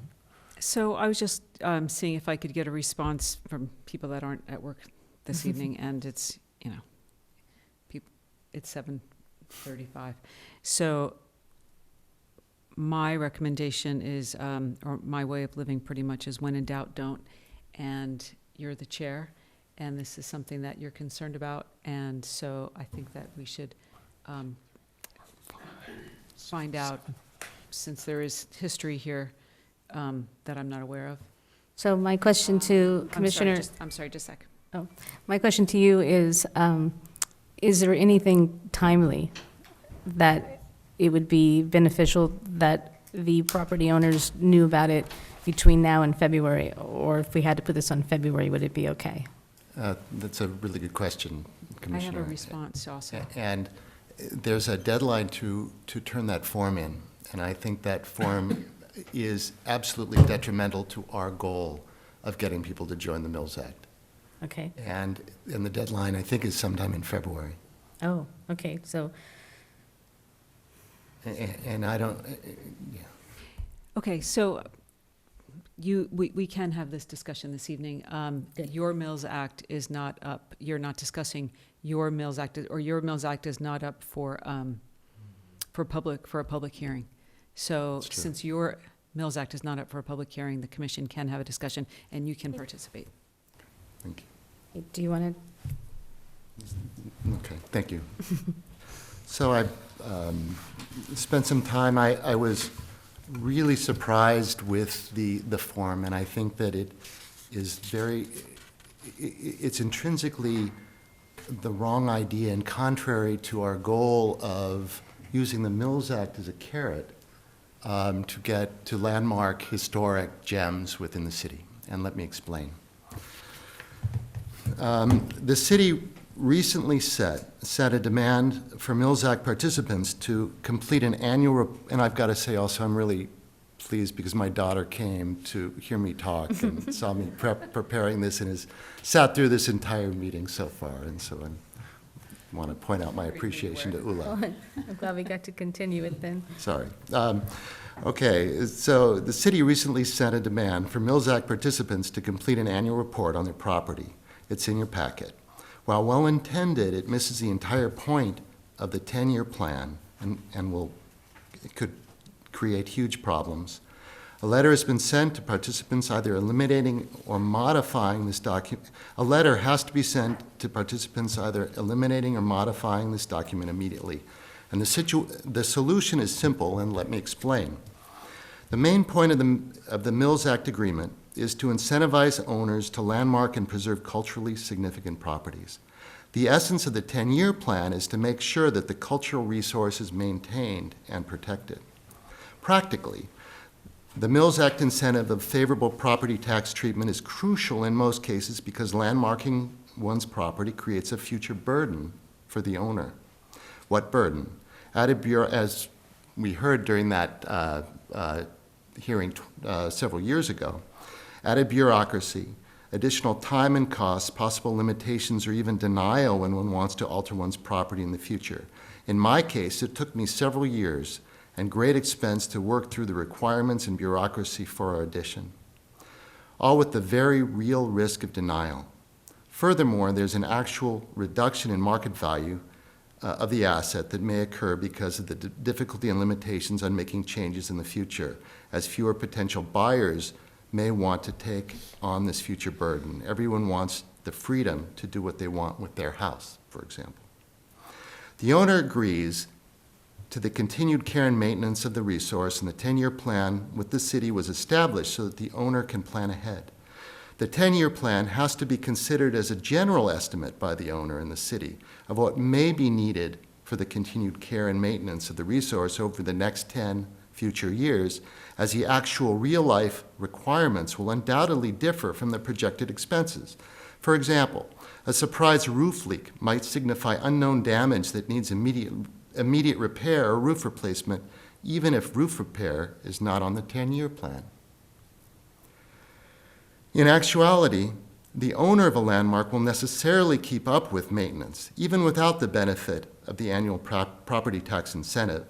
The incentive is a gift from the state legislature, and it doesn't matter what it is used on, only that from our point of view, only that the property is properly maintained, and maintained in accordance with the standards for renovation. This annual report directly and incorrectly states that the success of the program is measured if expenditures equal tax savings annually. It states that the homeowner's report tracks the success of the program, documents the fact that expenditures on preservation at least match savings, and support the city's ability to continue offering the program. Furthermore, the annual report forces the property owner to acknowledge that the entirety of the annual Mills Act savings shall be reinvested into the property on an annual basis. The report requires before and after photos, copies of invoices, costs, receipts, and building permits. Moreover, the city requires the itemization of each project and its cost, and submitting a proposal for review and approval for deviations from the plan.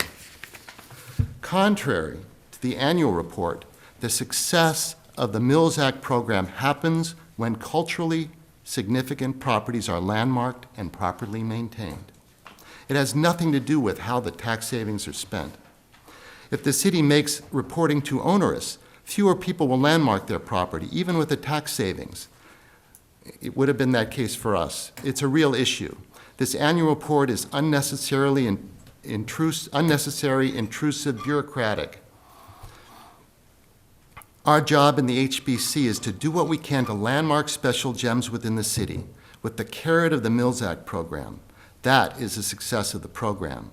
The incentive was created, as I said, it was created by the state legislature, and it's not necessary to evaluate the savings and how it is spent and verify receipts.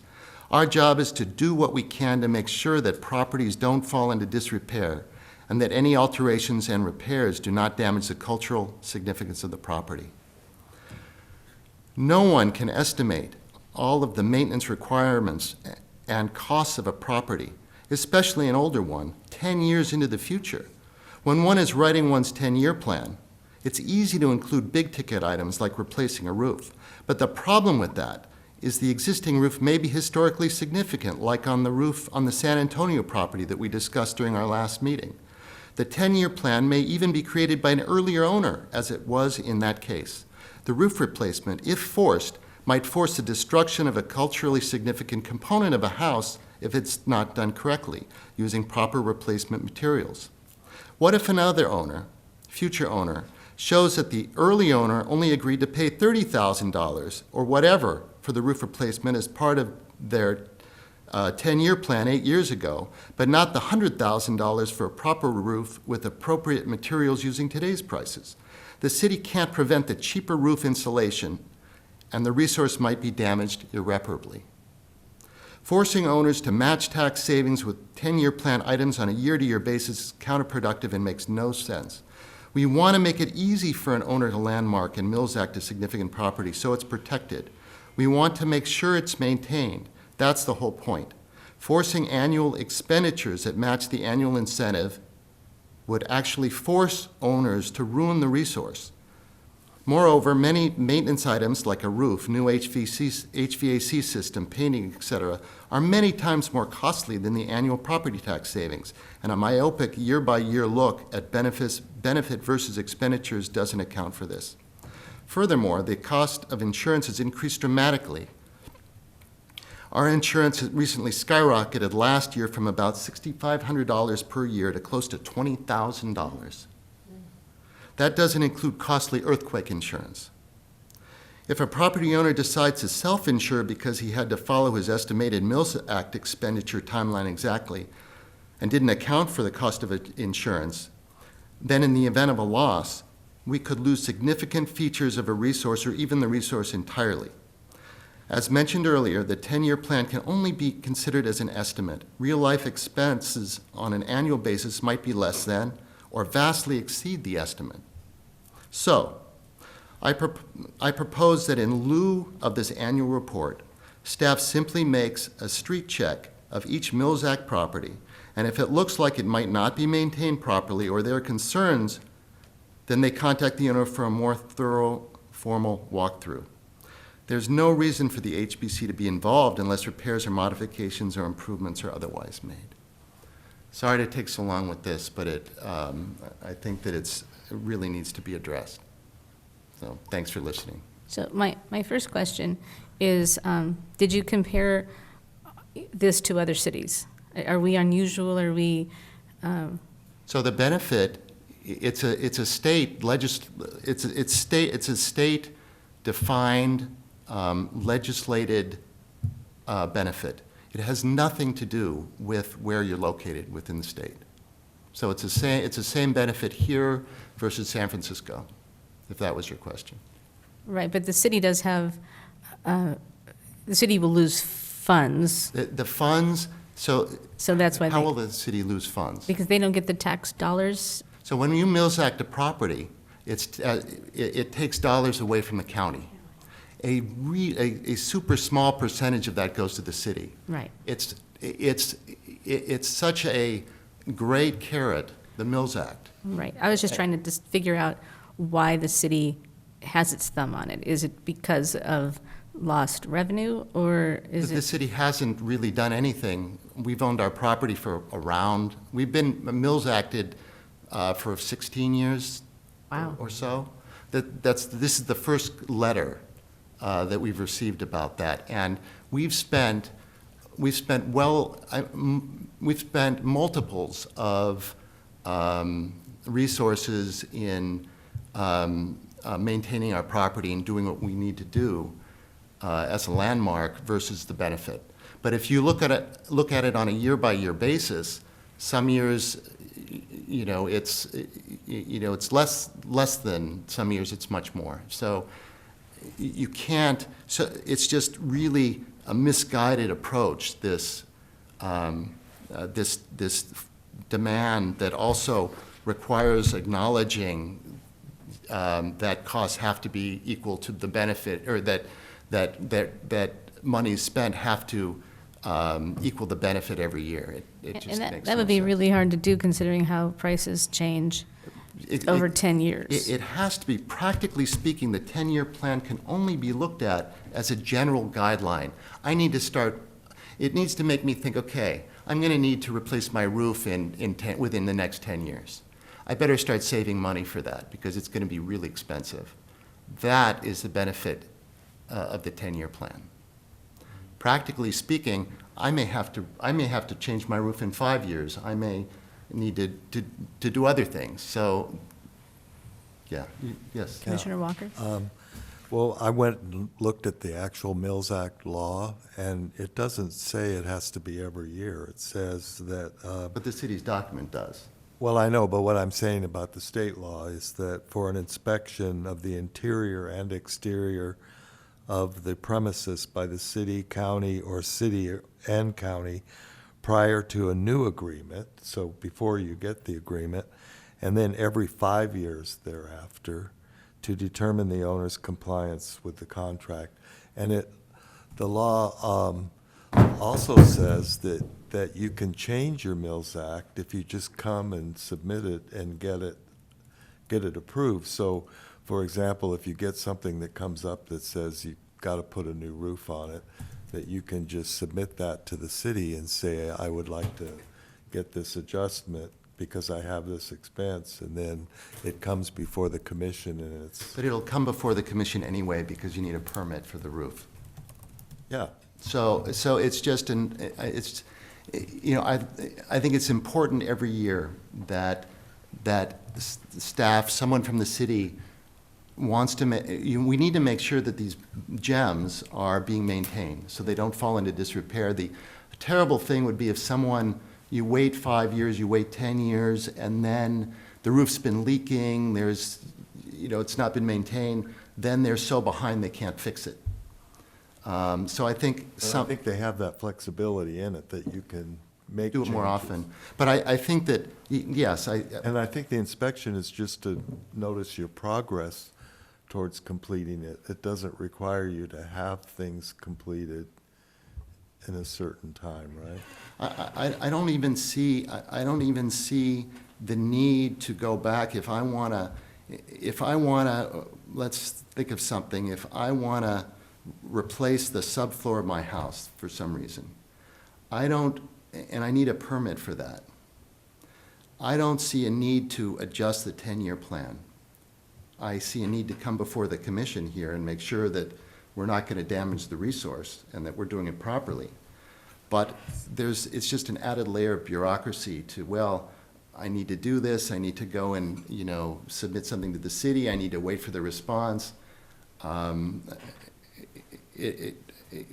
Practically speaking, I don't see the benefit of that. But I'm just wondering if that's something that we can deal with, or if it's a state law that the city has to follow. So the municipal code states that you have to, part of applying for a Mills Act is that you submit a 10-year plan. And as far as an annual review, I don't have the code in front of me, but I don't believe that that's in the code. What is in the code is who can go out and do an inspection if necessary, and that, you already stated this, it would be the director or the building official. So if the commission wants to do something different than this letter, whether it's revising the letter, revising the code, or you can't assign staff work. You can go, any of these things, though, that I just mentioned, besides the changing a letter, changing the code or assigning work to staff is something that you're going to take to the council. So you can talk about it here, you can have an ad hoc committee, and you can talk about it and decide what it is that the commission as a whole, votes to do, and then you can move forward with that. So just want to give you a little information as you're talking. So if we wanted staff to come by and look from the street every year and get a general sense of whether property's being maintained, we would have to send that request to the city council? Is that what you're saying? No, if the commission is, what you said is, you're proposing that staff go and do an annual review on the Mills Act properties. Just go and look from the street, yes. Right. That's assigning work to staff. So that we can't do. You can't do that, but you can, because you can get the council to say that this should be, you want this to be on staff's workload or, assignment, be assigned to staff. But right now, staff doesn't go out annually and look at all the Mills Act properties. If there's, some reason to, because we see, somebody reports that there's something in disrepair or, something like that, then we would be going out, or the director would be going out and looking at a property. But that's not something that we do annually. Just a matter of information, I requested this information from Mara this week. There are 12 Mills Act properties that are shown in the list of historical landmarks. So, But if the Mills Act law says it's every 5 years and it has to be an inspection, then isn't that something the city is obligated to do under If the law? that's something that's written in the law, and also, I'm just going to go with the City of Ojai Municipal Code, but so that's what I'm going to stick with right now. And if it says that, then absolutely, that's something that we have to do. Oh, if the municipal code says every year? But we could Or every 5 recommend years. that we follow the state law, and then the city council would have to change it, right? If it could be every 5 years like the state says. There's two different things here. There's one is assigning staff work, and the other one is changing the municipal code. I don't know if the municipal code needs to be changed to give staff, Yeah, I don't know to that. assign staff to do I don't something. know that either. So, but either one of those is something that doesn't happen right here at the commission level. No. It's something that needs to be recommended. Right. So Randy, one of the things that you seem to be talking about during your presentation was how cumbersome it is and how unattractive it would be, and somebody may not want to landmark their house because it seems cumbersome. So that is where I support the idea of an ad hoc to maybe just come up with, have a discussion of you and someone else that would want to be on that, to try and figure out maybe the best language and the best way to, streamline at least the language, if not the process, and see what kind of changes, if there was any, then they would go to probably our March meeting and on the list of requests that is going to be really long. The requirement in the code is that there be this 10-year list. And so how else does the city find out if those things are, are being done, implemented, without checking, without it But being, it's not just, sorry to interrupt, Mara, but it's not just that they're implemented. It can't, we need to look at it like it's a general. I understand that. You can't say, well, Randy, I see you wanted to put a new roof here. Did you show me that you've done your new roof? That's not the point, Right, as well, you and understand. I hear you, and I think that's something that might, anyway, but I also heard Commissioner Walker saying that, if something does happen, let's say that you have to replace a roof and it's $100,000, and all you were gonna spend in a whole 10 years is $100,000, or not even, and then, an adjustment can be made. Sure. Because we're also accountable to the county, because that's where the tax savings is coming. So, in order to get the Mills Act, you work with us, but then we send it to the county. It's not, You don't send the 10-year plan to the county. no, we don't send the 10-year plan to the county, but we have to, but it's part of the agreement with the city, and then you go in order to maintain your gem, right? And then by maintaining this gem, you get the tax benefit with the county. Yes. I don't understand what you're saying. You're maintaining, you're getting the tax benefit because you're That's true, but you don't have to justify anything to the county. Well, I'm only familiar with commercial buildings, and they do an assessment every year, and they make sure that the building permits have come through to that. Oh, sure, they see all the building permits. If I redo my roof, I show you, yeah, and they calculate that into their the assessment. But that, I don't understand how Well, that's how you get your benefit, or that's how that Actually, commercial property is getting their benefit. It's not how the residential property gets their benefit. Okay, that's why I said I only know about the commercial, so.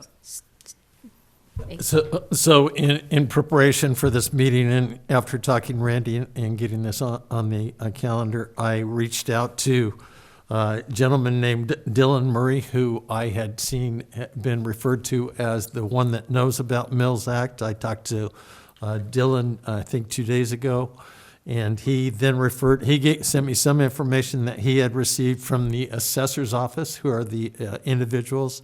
I called and left a message for the deputy chief assessor, who I happen to know because I watched him grow up.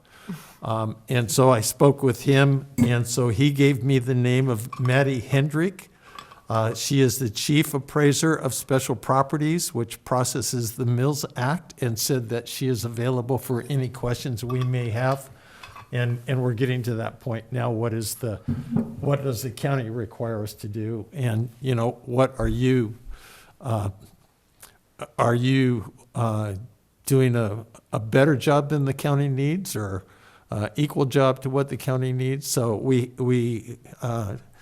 Travis, the deputy chief inspector, said that she was available to answer questions. I told him that we were thinking of having an ad hoc committee put together. Again, that's up to the chair, but that is a resource that's available to us.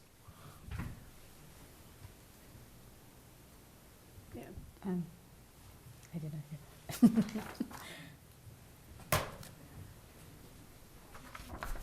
Right. Yeah. Right. So would you like to form an ad hoc committee? Do you think, and then get your questions answered? That being part of that ad hoc committee would be contacting the county? I don't know if you want to.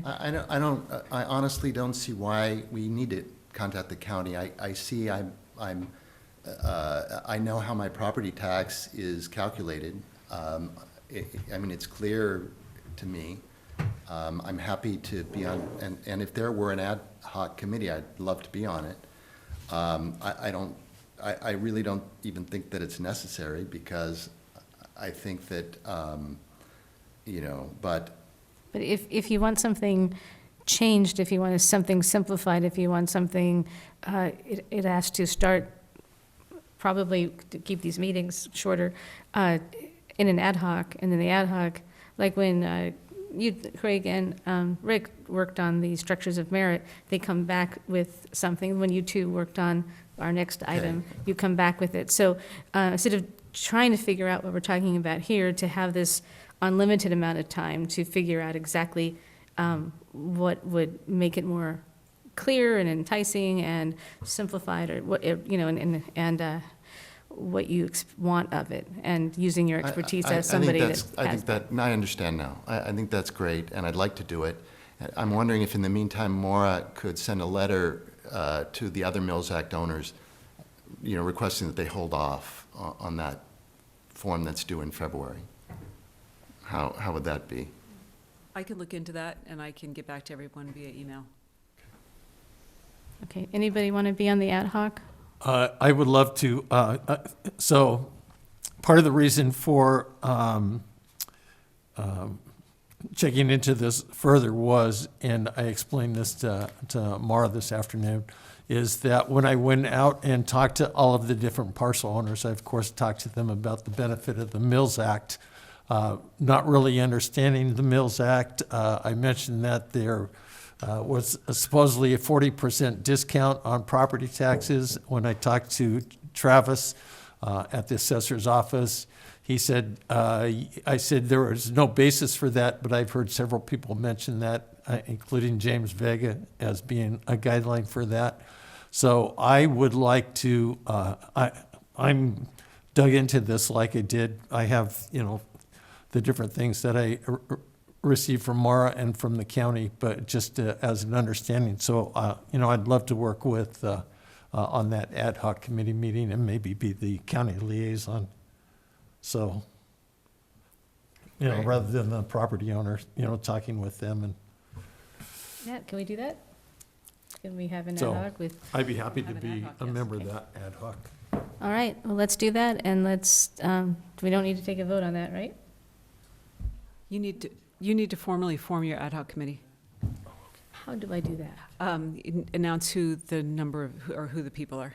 Okay, so That's all. Commissioner Levitt and Commissioner Akins are going to form an ad hoc committee to look into the Mills Act and come back with their findings. Look into what? Mills Act.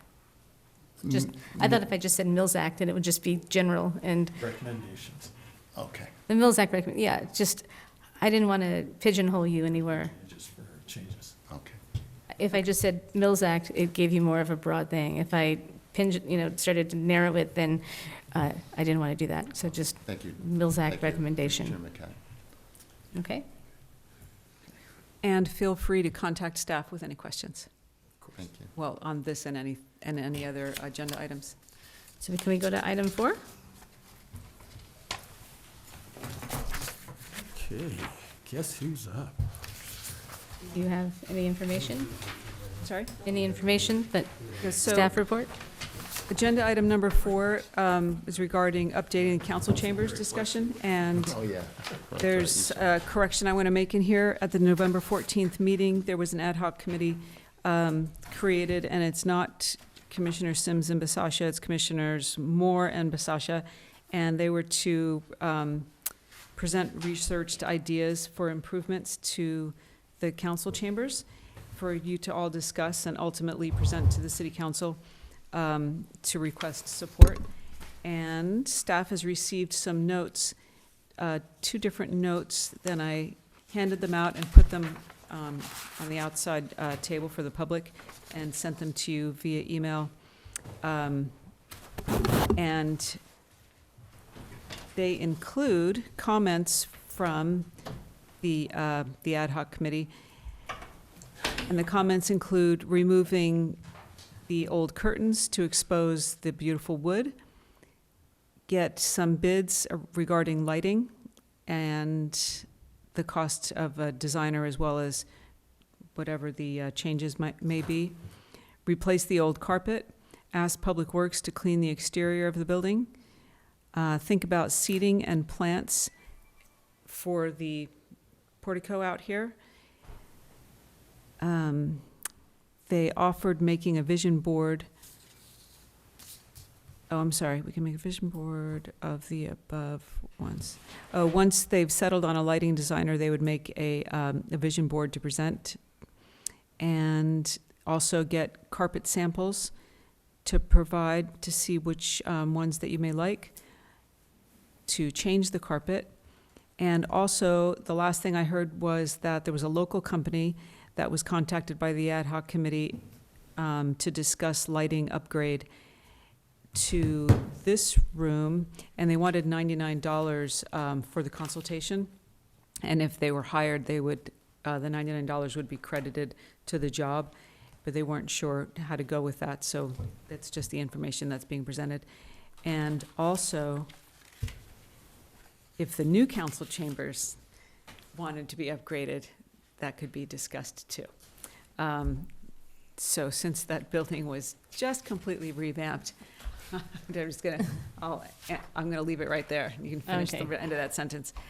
So with that, I'll let the ad hoc committee and the rest of the commissioners discuss. So I have a quick question. Could we use, since we're educating ourselves and trying to understand what this means, could we spend the $99 from our education fund to move this along? Well, the reason I'm hesitating before saying, well, yes, of course, it would be just informational, so, and you'd be educating yourselves.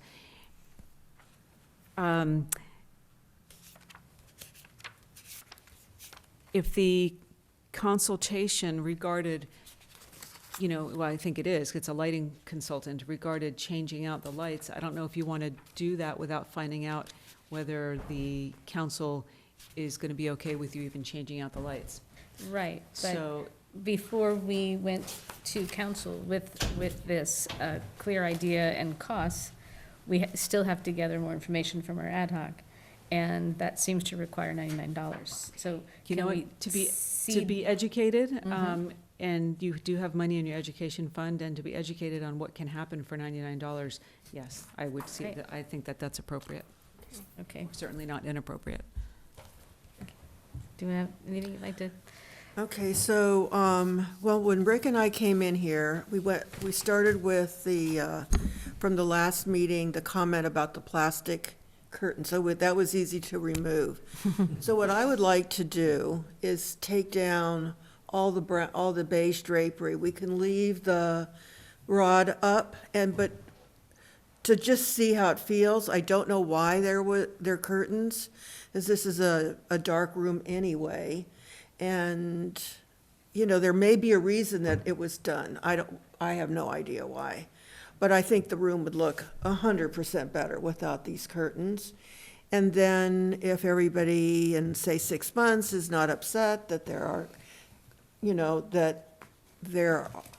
are no curtains, then we just move on and we can repair the holes and all of that with like a,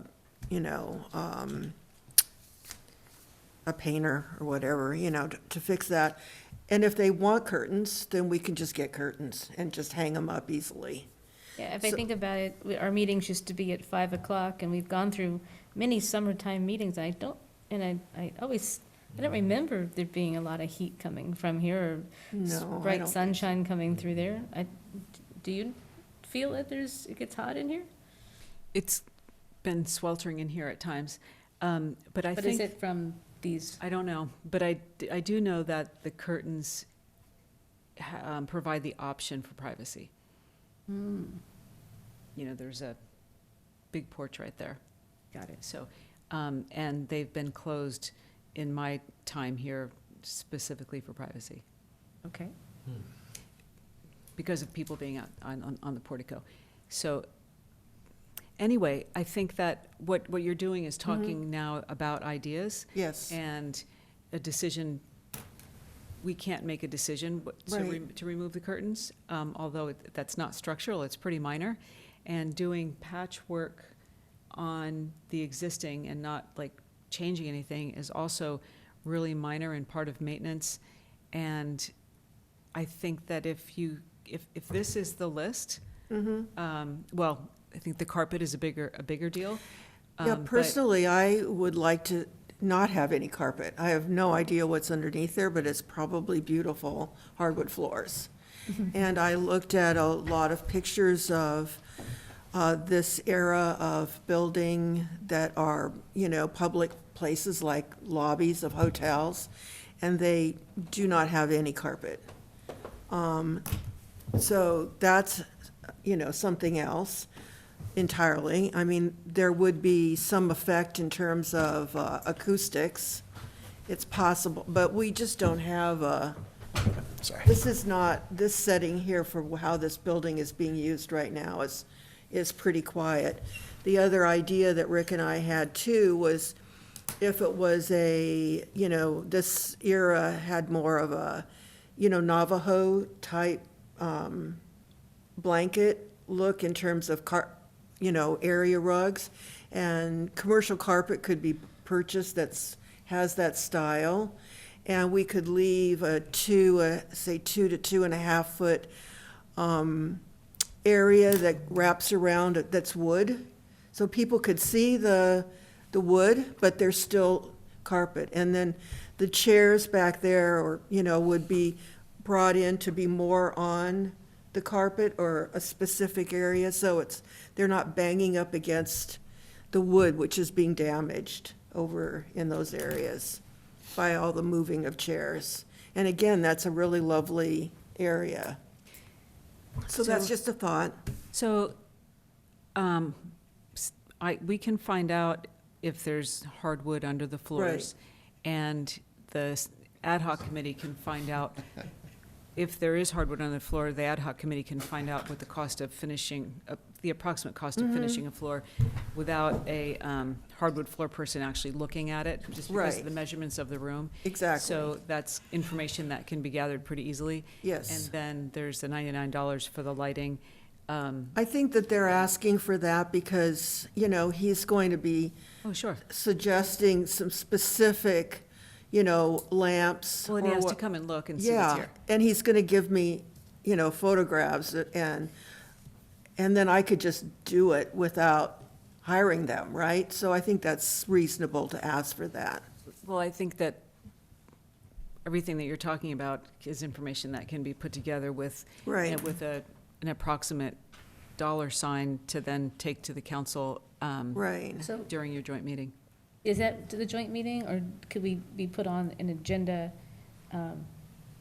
It might be faster to put it on your joint meeting. I'm So not, can I'm not Can we in, have a day-long joint meeting? Like, I'm this not is- in control of the council agendas, whether it's, whether it's an item on the agenda or. I don't think this should go on that meeting that we're going to have with the, Yeah, and I don't know if we I can get just that don't think quick so. enough information and have a dollar figure, especially if it's refinishing floors, before our March meeting. But that would be the next step, is either bring it to a joint council meeting or ask to be put on the agenda, and bring it to do a presentation from the HPC to the council to see if they are interested in spending the money to do it. Is that Right, and the big things are the lighting and floor. 'cause- Right.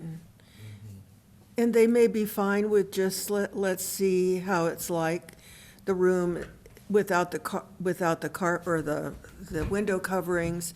And this could be a 3-year process, you know, in doing this project. And so I agree, it shouldn't be at that meeting that you're going to be talking about. The historic district, that's enough of a sandwich, I guess. Well, actually, that's another thing, you just brought up, it's a historic building, and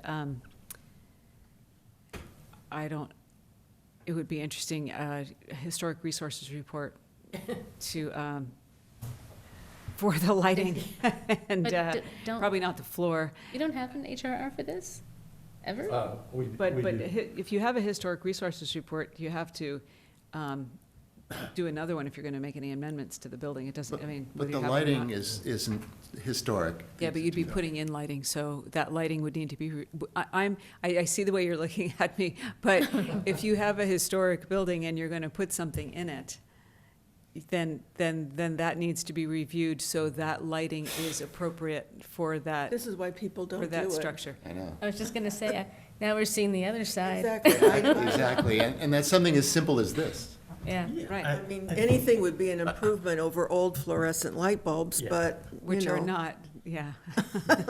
Yeah, but we were talking about, But dead or not. gentlemen, we were talking about how, you know, whatever lighting goes in here besides how it looks is that it's being used properly, and that the, you know, the warmth or the coldness of the lighting is just so, because of the money being spent on it, it has to be done right, hence the consultant. But also, I mean, it is a historic room, and the choice of the appearance of the lighting has to be just so too, and I don't think that's going to be easy to do. Especially in the living room, I'm assuming this was somebody's living room at one time. That was probably the dining room. I don't think they had this much lighting in here. They probably had one hanging from the middle, and they had a couple area lights around the And we'd all look chairs. so much younger. Candles. Anyway, I do think that this is a part that has to be really looked at So carefully. can we get a motion to continue this and to, anybody want to make a motion? I don't know that you need a motion to continue as much as $99, the. do we need anything, or? Yeah, I guess for that, but then otherwise, the ad hoc committee would just continue working and gathering information. Okay, I will make a motion that we spend the $99 to have a local company come in and look at the lighting upgrade. In a second? Options, yeah. Seconded. All right, we get a roll call?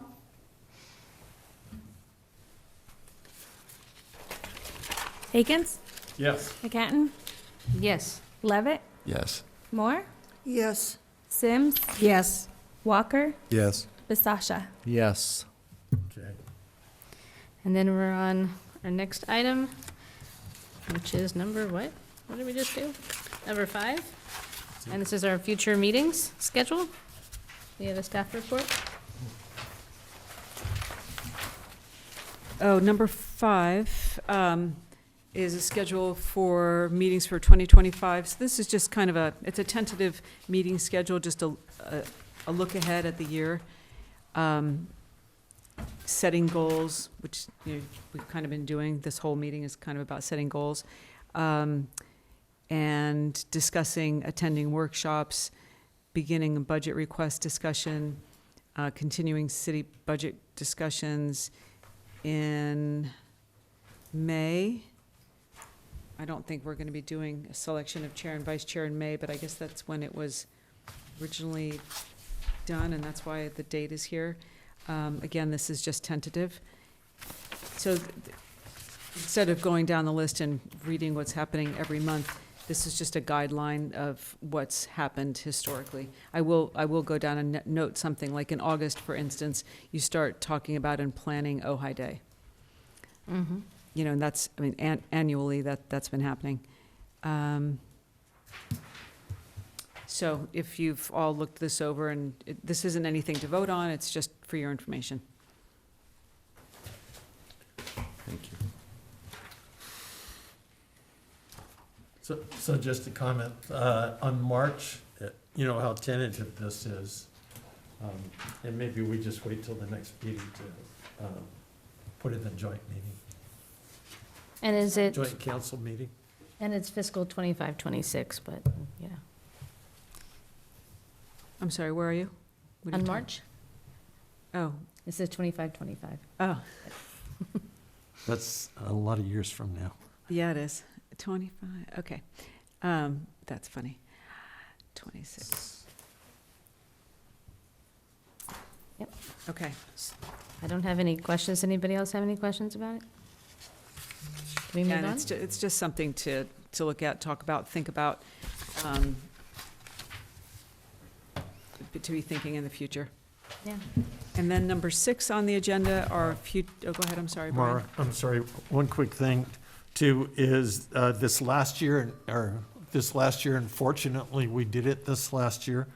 The council moved the presentation of the annual Historic Preservation Award up to, I think it was September. And that's a good thing, because if we had waited till December, it would have been Oh, didn't a we? real mess that night. Yeah, we I did that was because already of busy with all council, the we did that because commendations. of council turnover, or council seating. When? Didn't we do that because of council seating? No, seating of new because members? we've had the presentation when councils changed before, and it was, it was I think everybody's been difficult. on council for 2 more years until there'll be new members. Yeah. Okay, well, They again- just moved it to that time, I think, So because this, they were. this is new, these dates, because it used to be later in the year, right? This reflects, what- Yeah, the annual award used to be the first and usually only meeting in December. It's always been that until this year, and this year they moved it, I think, till September this year. And you'd like to do that again? Yeah. I would suggest it. I personally would like to see the awards in October to coincide with Ojai Day, especially if we had talked about celebrating, Yeah, it might have been October, I can't Yeah. remember for sure, but, you know. Well, you have that option. This, again, this isn't in stone. so it's not in stone, we can, as the year goes on, we can, okay. Yeah. Okay, number 6, or item number 6, Yes, do we have a Is- staff report? Be very timely. future agenda items. February 13th, what's coming up is 412 Mallory Way Landmark Designation and Mills Act. And we have the Ojai Civic Center Historic District. Can we change it to the, what is it, State the, Historic District. what do they actually call it? I get so confused now because of the combination of the two. It is the, somewhere it'll say it here. It's just this Downtown Ojai Historic District. Right. Right? It was to prepare our recommendations to the, Yeah, that's what it's called, Downtown Ojai Historic District. Okay. So if we can just change that, we'll table that other name for a future All right, date. and I'll change those across the board, and then. And then can we- you add February to have an update from both ad hocs? Yes. Well, yes, those will be agenda items. Those will be agenda items, yes, for February. And that'll be the chambers Mm-hmm. and, what's the other one? The Mills Act, Oh, and the Mills Act. okay. Okay, and then we have pending the joint meeting with the council. Which- And when I know a date, you'll know a date. We're hoping March, but we have no idea. Right? No idea. Okay. And then is it time for commissioner comments?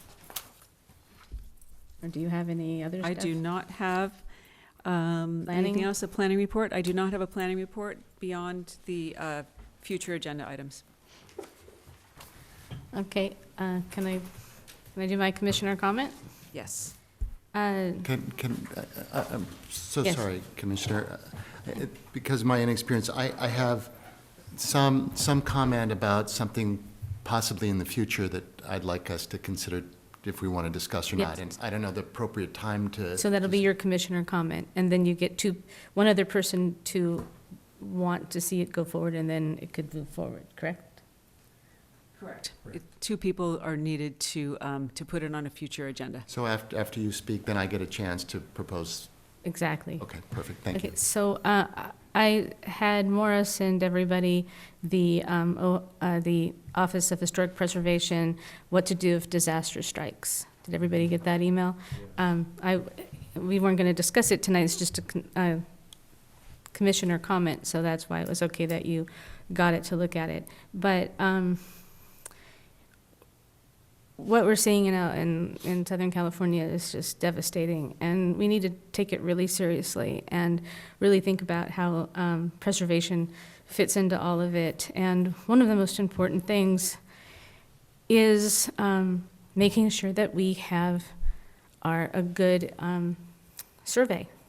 And our survey is outdated. We got permission, funds to do an update of the survey. I know that the city manager has ambitions of doing a much more elaborate survey that's not necessary by the state rules, which it's his, he can, whatever he would like to do is great, but outside of that, being that this update has been approved, the amount of money is a small amount of money, and the gentleman who was going to do it, who did the last one, is ready to work. Craig Walker was going to do a ride-along and update this inventory. If something was to happen like what happened to the Palisades, we would not have a new record of even what was here before. And it's really important that we get that survey updated timely. So that's the first thing. Another thing is, I just wanted you all to read this because when you have damage happen to a landmark building or a contributing building in a district, how you navigate it is much different. There's a lot more help. And you just have to assess it differently. So I think it's just important information that we all understand and learn about, because this, it happens when it happens, and it happens fast. And so we need to do everything we can to stay ahead of it and make sure there's a whole section of things you can do on a local level, and things that you can do ahead of time, preparation for how we conduct our businesses to make sure that we're including understanding disaster and preservation. So I guess I don't have to get a second person now, but I would like to have support to bring this to our next meeting and have this as an item for discussion. I support Everybody it okay? as a second, yeah. Okay. And that's my commissioner comment. Anyone else? Yep. Yes. No, please, go ahead. Okay, following what you just said, I just read an article in the paper about or online, I should say, about what the Getty Museum did. The fire came right up to their walls. And I thought it was very interesting. It's something that I would love us to look into for these kinds of structures, at least with the city that owns, like sprinkler systems that are on the roof kind of thing. They have a very sophisticated, with their own water system, double paned windows that they could put in place. This whole staff was inside the building at the whole, through this whole thing, and no smoke, no problems on that site from inside the walls. Isn't that amazing? Mm-hmm. And we could think about how much that would cost us to do some kinds of, sprinkler systems to save the building. I just have to interrupt. So Commissioner comment time is a time to just like make a comment and not get into a discussion. Yeah. And Well, I if we're just- going to be discussing about preparedness, disaster preparedness at the next meeting, and Okay. actually, that's a question for the chair. Sometimes we just talk wanna- about items that can Right, go so on agenda. can I add on, when you're doing your ad hoc, can you think of, your ad hoc for the Mills Act? Can you research, I'm not sure, maybe we can find out, if something like that could be part of your Mills Act, like installing sprinklers, doing brush clearing, you know, can you have brush clearing on in year 9, you know, it's like, Or even purchasing insurance, like fire insurance. yeah, so I don't know about that. So if when you do your research, if you can include disaster preparedness, as if that could be part of the 10-year plan, I'd like to know that. And your commission comment? You had a comment too? Yes, thank you so much. Sorry. Yes, thank you so much.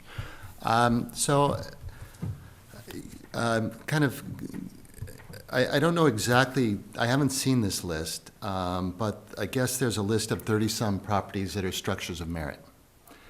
And it would be really not knowing kind of where that's at in terms of getting them to some place where they can be landmarked, and so that we can kind of make sure that they're preserved and protected.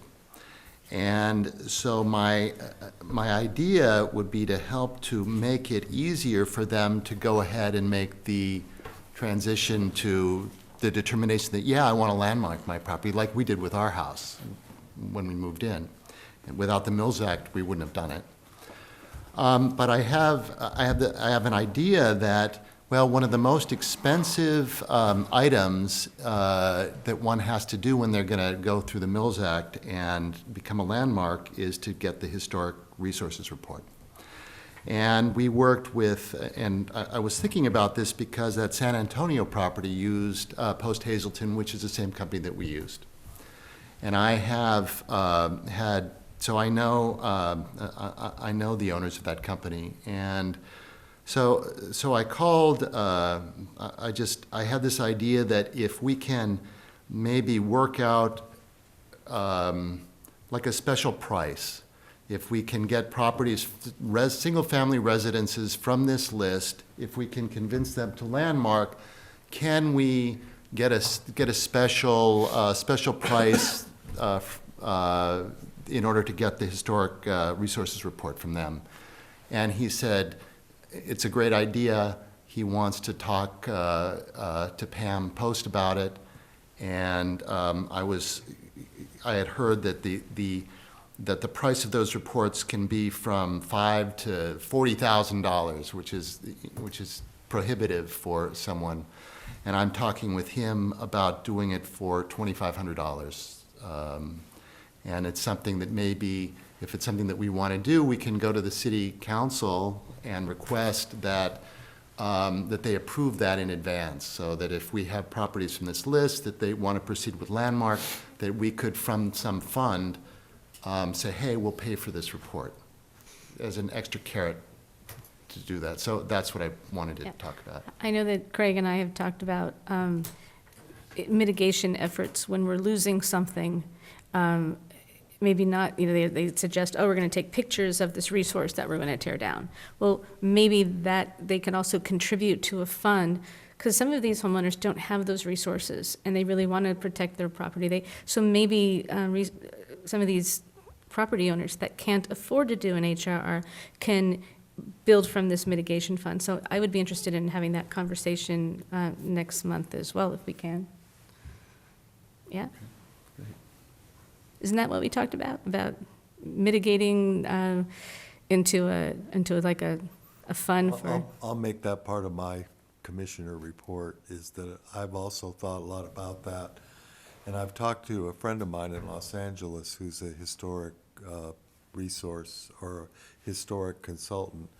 And she was really surprised at the amount of money that's charged people for becoming landmarks by the city. A lot of cities, it's free to become a landmark because they want people to make their houses landmarks. So And there was a period of time when I was on the commission before, back in like 2012, when the city said, we'll fund 2 of them a year. And so we had a fund to be able to reach out to someone who maybe wanted to, because I've talked to people, not several, but to some people who would landmark their property if they didn't have to pay not only for the report, but the fees the city charges to do it, when it is a public Good. benefit. I mean, we're doing this for the whole community, not just for this one person. And it seems like preservation in Ojai has kind of moved in the direction of either benefiting the owner or not benefiting the owner, but it should be something that benefits the public, and that would be helping to fund these reports and fund the city fees. So, you know, I So, think yeah, that's a I think that's all the great same, idea.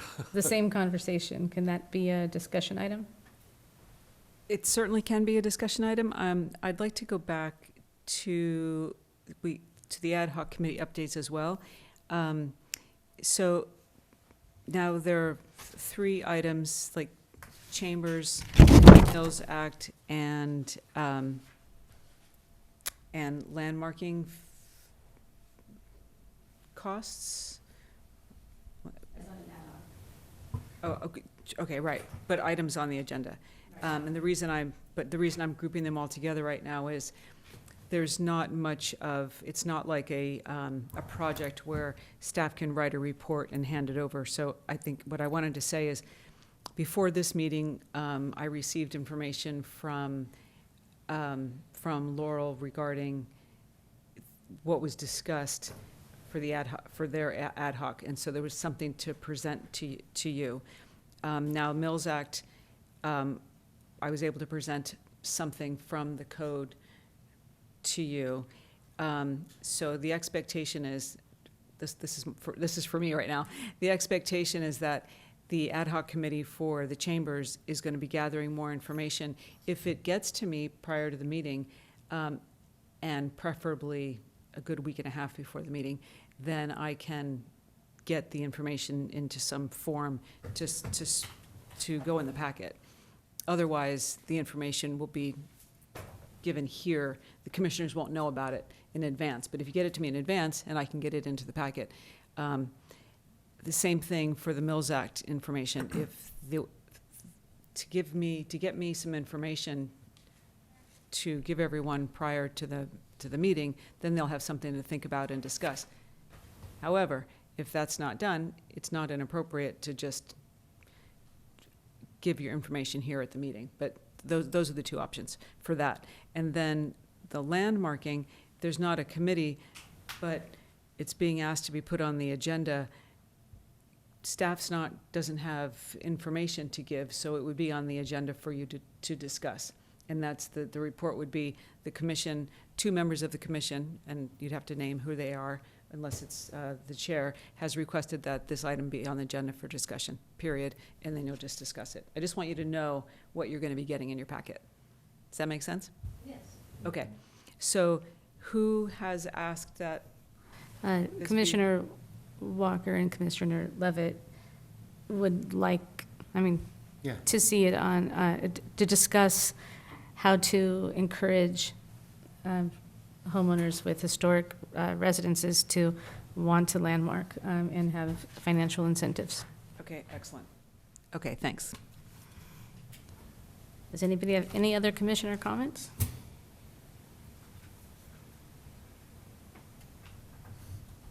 No? Guess, are we done?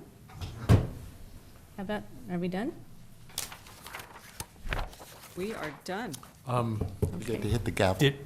Before we Oh, yeah. done, would we, Yes. look could at we hear your from agenda. our councilwoman?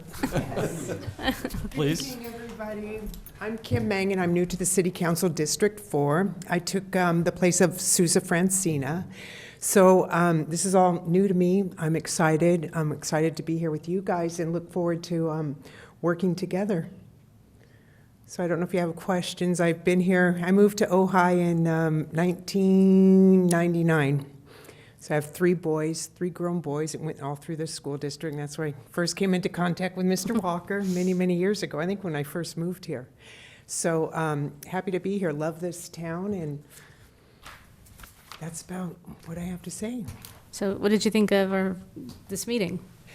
Good. I will, I felt awkward, and I'm just going to be honest, when we first sat down with the voting and everything. So I was like, oh, awkward, you know what I mean? But you guys worked it out, because I've, seen Brian at all the meetings and all that I know, stuff. So I know. just- I felt a little awkward for everyone, but. I looks felt like you guys- awkward too. Right, Yeah. I could feel it, yeah. But you guys worked through it, and, I felt like mine was the deciding vote, but all I heard was my mother saying, never vote against yourself. And I was like, okay, I won't vote against myself. But it was, but I do think that a healthy commission, it would be nice to see rotations every year, so everybody gets a voice and a chance.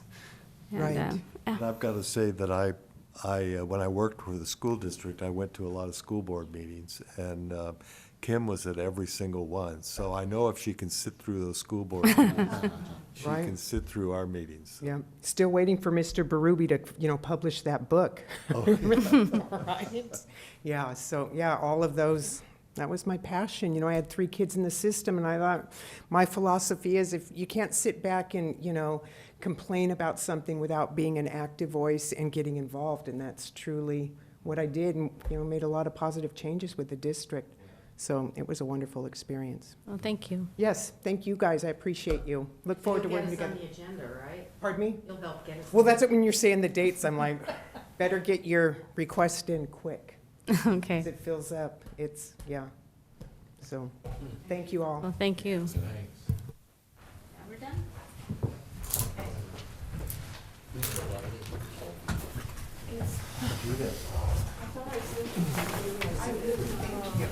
Okay.